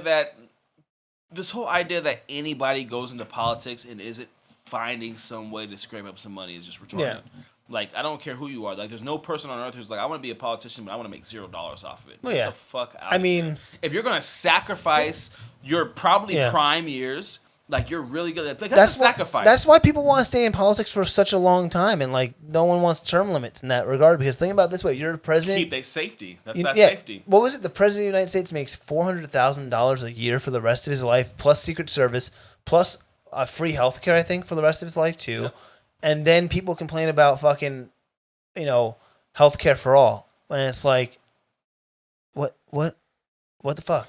Well, the argument for healthcare for all is an interesting one to me because I think a lot of that argument comes from, number one, control, power. They are invested in these companies. Number two, ignorance. They don't understand. They have this idea that it's impossible. It's like, not only is it not impossible, it's actually obviously the better strategy. Yeah. Common sense. You want less health problems? Yeah. Make more healthy people. Yeah. I don't feel like that's a very difficult argument to figure out. I was listening to Bill Maher today, and they're talking about how in Germany they have the healthcare for all and stuff like that. They're required every year to go to the doctor, and the doctor reminds them like 4 things, like exercise, eat healthy, watch your weight, and like, I don't know. Exercise again. Exercise again. Still, but like, if you go to a doctor every year and they're reminding you the same 4 things, 5 things, whatever it is, it's gonna be in your brain. Because I'm like, oh, I kind of like next time I go to the doctor's, I was 170. I know next year when I go, I want to be 165. So I'm gonna fucking do my best. Right. So. Yep, and then that's the healthcare part of it. So it's common sense. You want less health problems, make more healthy people. You want less crime, solve poverty. Yeah. Most crime is based on poverty. Yeah. It's just, how do you not? No, it's just the people. It's just how they are. Like, and that's where you get like, that's where racism comes in. Like, that's just how black people are. Yeah. And it's just like, because I think that I've spent the time to educate myself and understand science, understand psychology. Like, I can't even comprehend that you would think that the skin color of somebody's skin color represents the way that their brain works. Yeah. Like, it's weird. That's such a weird thing to consider when really, at the end of the day, and there's all kinds of theories about it, but the difference is black people, if anything, you would think that if there is some kind of relation, that they would probably be the smarter one because they're maintaining more sunlight. Yeah. They're able to, when you're getting, and no offense, because... Yeah. None taken. I don't care. When you're in the sun and you're burning and you're getting cancer, it's not happening to black people. Yeah. They're fighting it better than you. Yeah. So who's the more involved one? If you look at it from an evolution standpoint. Makes sense. And so to me, I'm just like, it doesn't make sense that they somehow have convinced this large group of people that skin tone has somehow means that someone is going to be more criminal. They're going to be more aggressive. Just it's like, no, they're too. poor. Yeah. They're in poverty. You put them into slavery. You ended slavery, but then you told them they can't buy land. You bought up all the land. You put your business on the land. And then finally, by the time freedom came around, there was nothing fucking left. Yeah. And these people are pissed off about it. And now they're like, hey, there's plenty of room. There's more shit that's there. Let us get some of that so we can catch up. Yeah. And so that we can end poverty, crime goes down. Yeah. the education system, even in the poor neighborhoods, doesn't need to be fixed in the poor neighborhoods. They literally lie to the poor and the rich people. Yeah. They teach the rich people that it's like this manifest destiny, and we took these slaves and savages who are just so evil, and we fixed them. It's like, no, bitch, you came here and then you killed a bunch of fucking people. Yep. You almost brought disease. Yeah, like, you brought know. diseases and shit like that. You did everything in your power. Yeah. You're fucking gross at the end of the day. Your people came here and you guys were disgusting. Yeah. According to Indians, like, they would think you're disgusting because there's a disease coming from you. You know, so it just I find it phenomenally just insane that we have these kind of ideas about skin color and the differences of the races. And it's like, no, it's simple. You want to have a better society. You want the society to move faster. You want to get to Mars faster. You want to be able to solve the climate faster so we don't have to deal with these issues. You want bases on the moon. Fix the education system. Stop lying to people about and that's the problem too. You look at, like, you know, Betsy Daveros, who's like trying to destroy the public. She's retarded. System from within. She's literally dumb. Yeah. Like, legitimately. I listen to her talking with her ideas, and I'm just like, but you're either legitimately dumb or you're legitimately evil. Yeah, I think it's one of those two things. I think it's legitimately evil because, like, they're trying to make the private schools and all that stuff the thing, and like they call themselves originalists. Yeah. Who were the original Americans? Yeah. Slave owners. And then on top of that too, like Amy Coney Barrett or whatever her name is. Oh my god. Is another originalist. When she said that out loud, I was just like, ugh. And she's doing what she's supposed to do as far as the trials. They do what every single judge does. Yeah. They kind of go around the question saying, like, I can't tell you what that means Well, because she didn't know the First Amendment apparently. Yeah, she's playing dumb. Yeah. She's playing dumb. She knows exactly what she's doing. She knows that she's originalist and she's 100% willing to push our plans back. And I don't even say that about abortion because I'm anti-abortion. Yeah. But I am 100% pro-choice because the fact that me being against abortion has nothing to do with you. Yeah, exactly. It has nothing to do with nothing you. against me. I think I believe that we need to be proactive, not reactive. Yeah. Abortion isn't the problem. The problem is, why are you 14, 15-year-old having sex in the first place? Yeah. And then that goes back to the media, Hollywood, what they're slamming, and then you go back into what used to be conspiracy theory, but the CIA has admitted now, MK Ultra. All of marketing is based on MK Ultra. Hollywood is based on MK Ultra. The idea that you can force something into somebody's brain and then rewire how they process information, how they act in the world. Yeah. That's what you're seeing happen constantly. And the CIA has already admitted to this stuff. Yeah. And so when you're getting these people to constantly be over-sexualized, have sex with random people, not respect themselves, then that is going to lead to an explosion of having children. Yeah. And then it's going to be people who are not prepared to have children. Yeah. And then you have these people coming like, we'll save you, kill the baby. Yeah. That's fucking insane. Yeah. That's fucking nuts. And it's insane from a before technology standpoint. Just imagine, now it seems no big deal because we have the technology. And even the technology now is what putting those little snippers in and ripping each piece out. I have no idea. It's fucking nuts. An abortionist. But the old days, they would take a hanger and rip it out. Oh, yeah. And so, like, the idea of Roe versus Wade was you're not protecting abortion, you're protecting women from dying from abortion. And then I step back and I'm just like, whoa, wait. So you're saying that the reason these women have to take hangers and shoving up themselves and rip the baby out is because of the abortion laws and not because of the bad decisions of the human?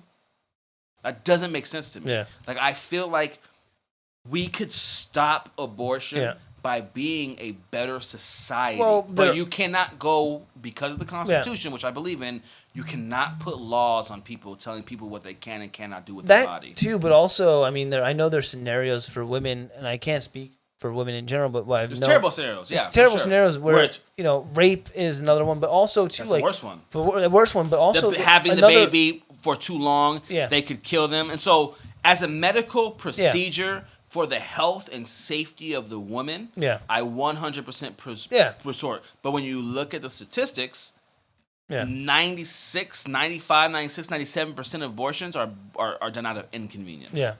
That's what bothers me. Yeah. The 3%, just imagine that. Imagine if the inconvenience was happening, then the amount of abortions goes down to just a minuscule number. Yeah. But that's not what's happening. We just have these abortions that are being had because society sucks. Yeah. And I'm not saying that women should not have the right to do that. They should. Yeah. I will never, ever advocate for taking that right from Yeah. women. My gripe is, as women, you need to be as vocal about fixing the problems that are causing abortion as you are about the ability to have abortion itself. Yeah. We as a society are fucking up, and we need to fix that. When we have children, it should be a blessing, it should be a gift, and it Yeah. should be something that we respect and honor. Agreed. Not something that we can just turn off and turn on when we want to. That's just not how I feel.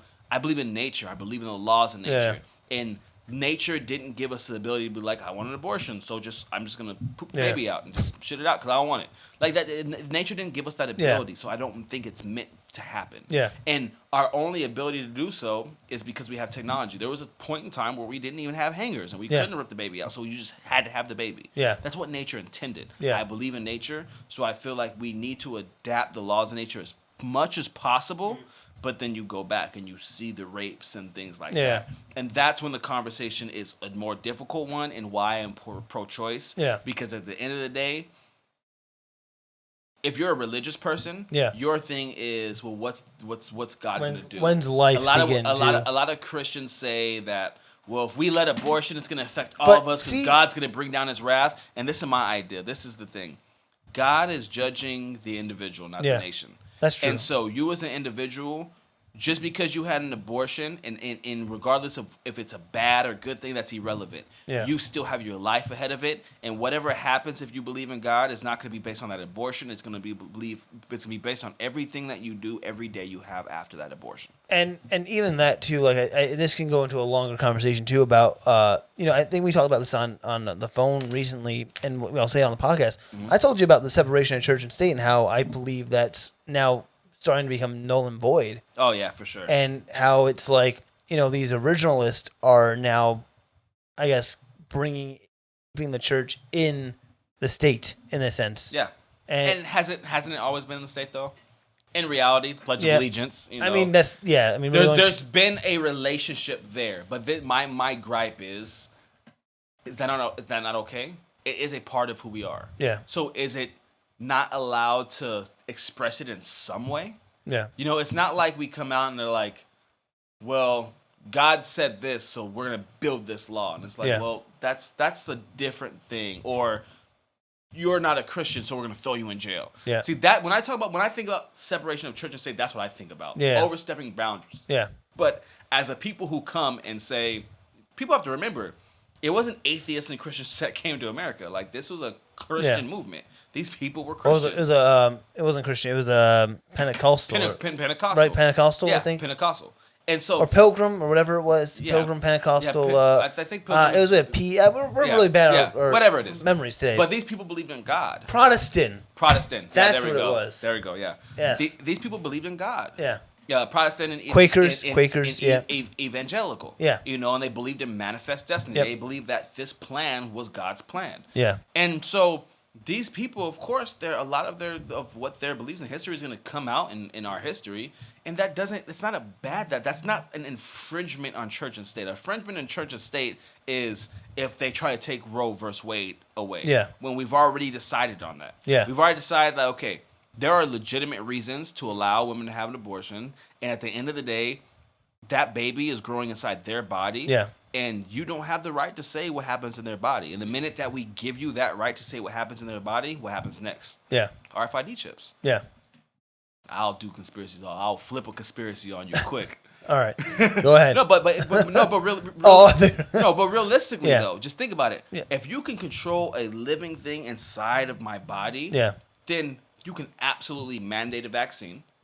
Mandate to get microchips. Yeah. That the Roe versus Wade goes deeper than just the abortion. Yeah, there's It's more about to it. What can the government mandate in the physical body? It's the tree And trunk. That's what's scary. It's the tree trunk, right? And then it's the tree trunk to everything. Oh yeah. Yeah. If you cut that tree trunk down, then And that's what I'm scared of. Yeah. When she was having that discussion, I didn't even think about abortion. I thought beyond that. I was like, Roe versus Wade stands for a little bit more than abortion. We just obsess over the abortion piece. It really is about our control over our physical body. Yeah. And the minute that we lose control over our physical body, that's a problem.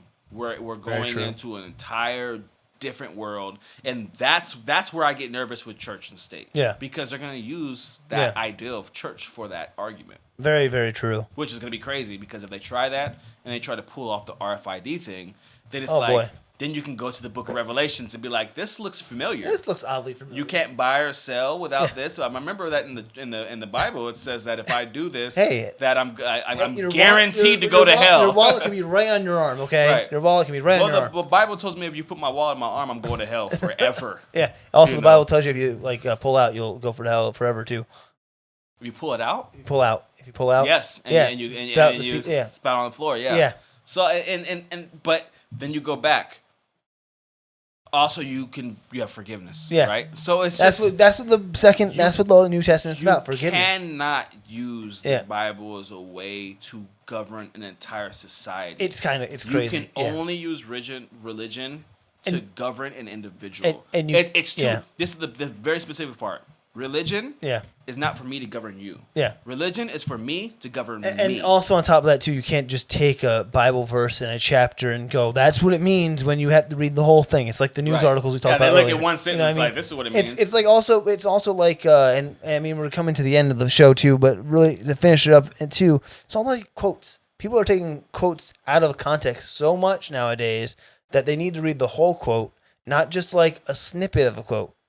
And that's the problem. And not even just that, prophecy is crazy, because prophecy is people getting a vision of something they don't understand. Yeah. So like they see something in their mind, they don't have a word for it. Yeah. And so they say somebody has a prophecy, and some of the stuff that I see, like, it seems like they're talking about like helicopters. Yeah. When they talk about war and stuff. Yeah. It's like they don't know what the fuck a helicopter is. So they say the dragon that's spitting fire to the land. Yeah. They make it sound all epic, right? Yeah. And I believe in prophecy because I believe in like feedback loops. Yeah. So I believe that you can dream or you can go into a state of meditation and access another part of the feedback loop. Yeah. And that feedback loop that you're processing is probably something that's really happening, whether it's in the future or the past, but you probably don't have the language or the ability to understand it. And so you explain it in whatever terms you have. Yeah. And then people try to argue like, well, God would have gave them the understanding. If God gave them the understanding, why didn't they make it? Yeah. So if you don't have fire and you get a prophecy of fire, go make the fire. Yeah. But they can't because they don't have an understanding of it. So the people try to argue these things, but they're easily able to break them down. Yeah. And I think that truth gets convoluted because people try to say they understand and none of us do. Yeah. Even our greatest philosophers, they didn't understand it. Yeah. They saw something, they explained it to the best of their ability, and then we took from it what we could, and some of it was good information and some of it was bad information. Perfect example is Bill and Ted Socrates. That's the dust in the wind thing. Yep, the dust in the wind. Yeah. Absolutely. Absolutely. Yeah. That's exactly what it is. Yeah. And so this argument of trying to figure out like, oh, you're dumb, God doesn't exist, or I'm better than you because God exists and I believe in him. Both those arguments are retarded. Yeah. You don't fucking know. Yeah. There's no possible way. And for me, my experience, as I watch science and physics explain itself, to me, I believe in God, and I believe quantum physics proves God. Yeah. I believe the ideal of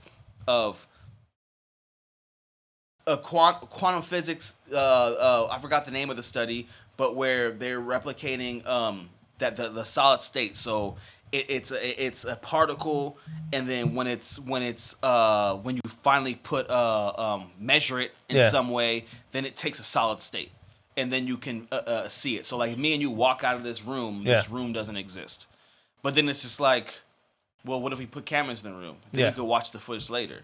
And it's like, isn't that kind of like the whole like, does a bear if a tree falls down? Exactly what it is. That's what it is. Yeah.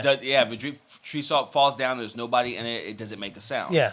And so those things are such complicated ideas, but I think those things prove God, and the reason why is, I feel like consciousness has to exist first before matter, and if consciousness exists before matter, then it's not God.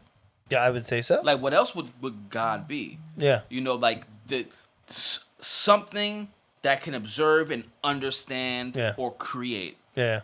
And if that existed before the Big Bang, then that would be. I just don't find any other explanation other than that being God. I Yeah. mean, you have Elon Musk's what do they call it? Neuralink. No, their theory. What do they call it? Like the game theory that they have. That The Matrix. He has the Matrix It's like the theory. Matrix kind Yeah. of theory, but it's called something specific. I can't remember what it is. But the idea that this is simulation theory. Oh, yeah, that's what it is, simulation yeah. theory. That this was all simulation. Yeah. Which means it was created. Which means there's a creator. Yeah. But they won't say it's God. Yeah. Elon will absolutely refuse to say God. Yeah. But you're telling me that you're feeling that this is created because we can break this down, and they already proved this to zeros and ones. And so if this was created, there's a creator. Yeah. But you won't say scientifically that that idea proves God. To me, that proves God.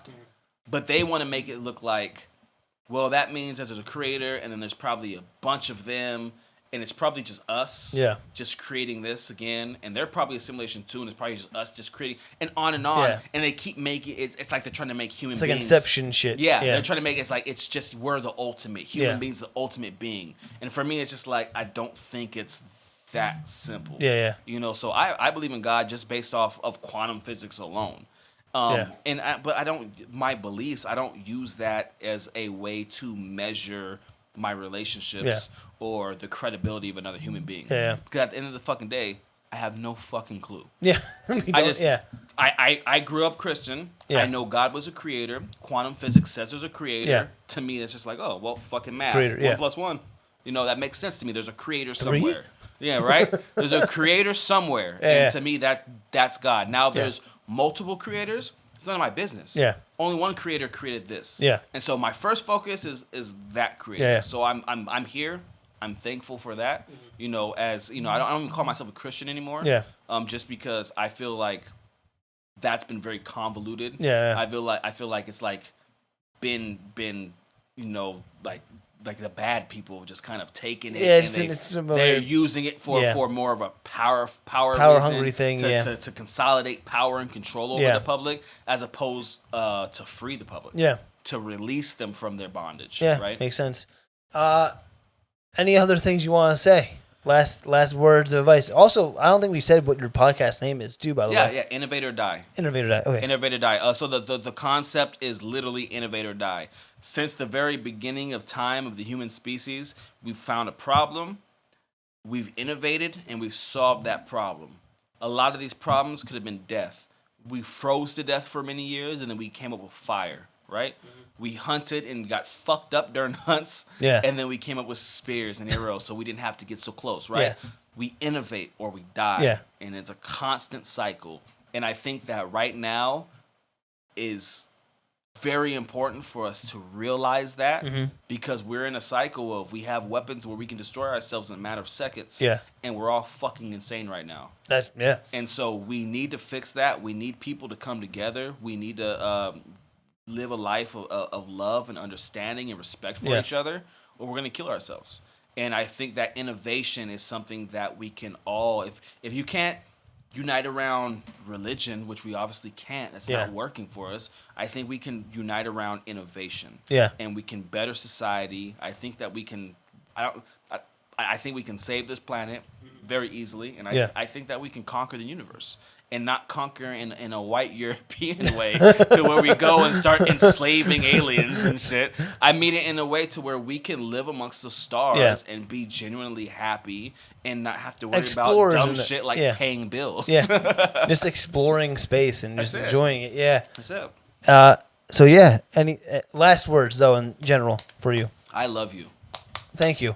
I love you too. I think there's no better way to end the podcast and to express my love for you as a friend, my appreciation for you, a friend, as a brother. I appreciate you as well. I'm so glad I got to get you on the podcast. Thank you for having me. I had a feeling that we were going to talk about other shit, and I'm kind of glad. I have no idea what you wanted to talk about in the first place. I mean, usually the story, it's about like the people's like journey as an artist and stuff like that, but I was like, we're going to talk about that, but I know we're going to tangent about other things, and I think it's going to be a very interesting episode in general, and I'm glad we got to sit down. And actually, I never really heard your story to begin with, too, so it's really refreshing to hear it as well. So it was really nice to get to know you more as a friend as well, too. Absolutely. So, Joseph, thank you so much again for being on the show. It was a pleasure.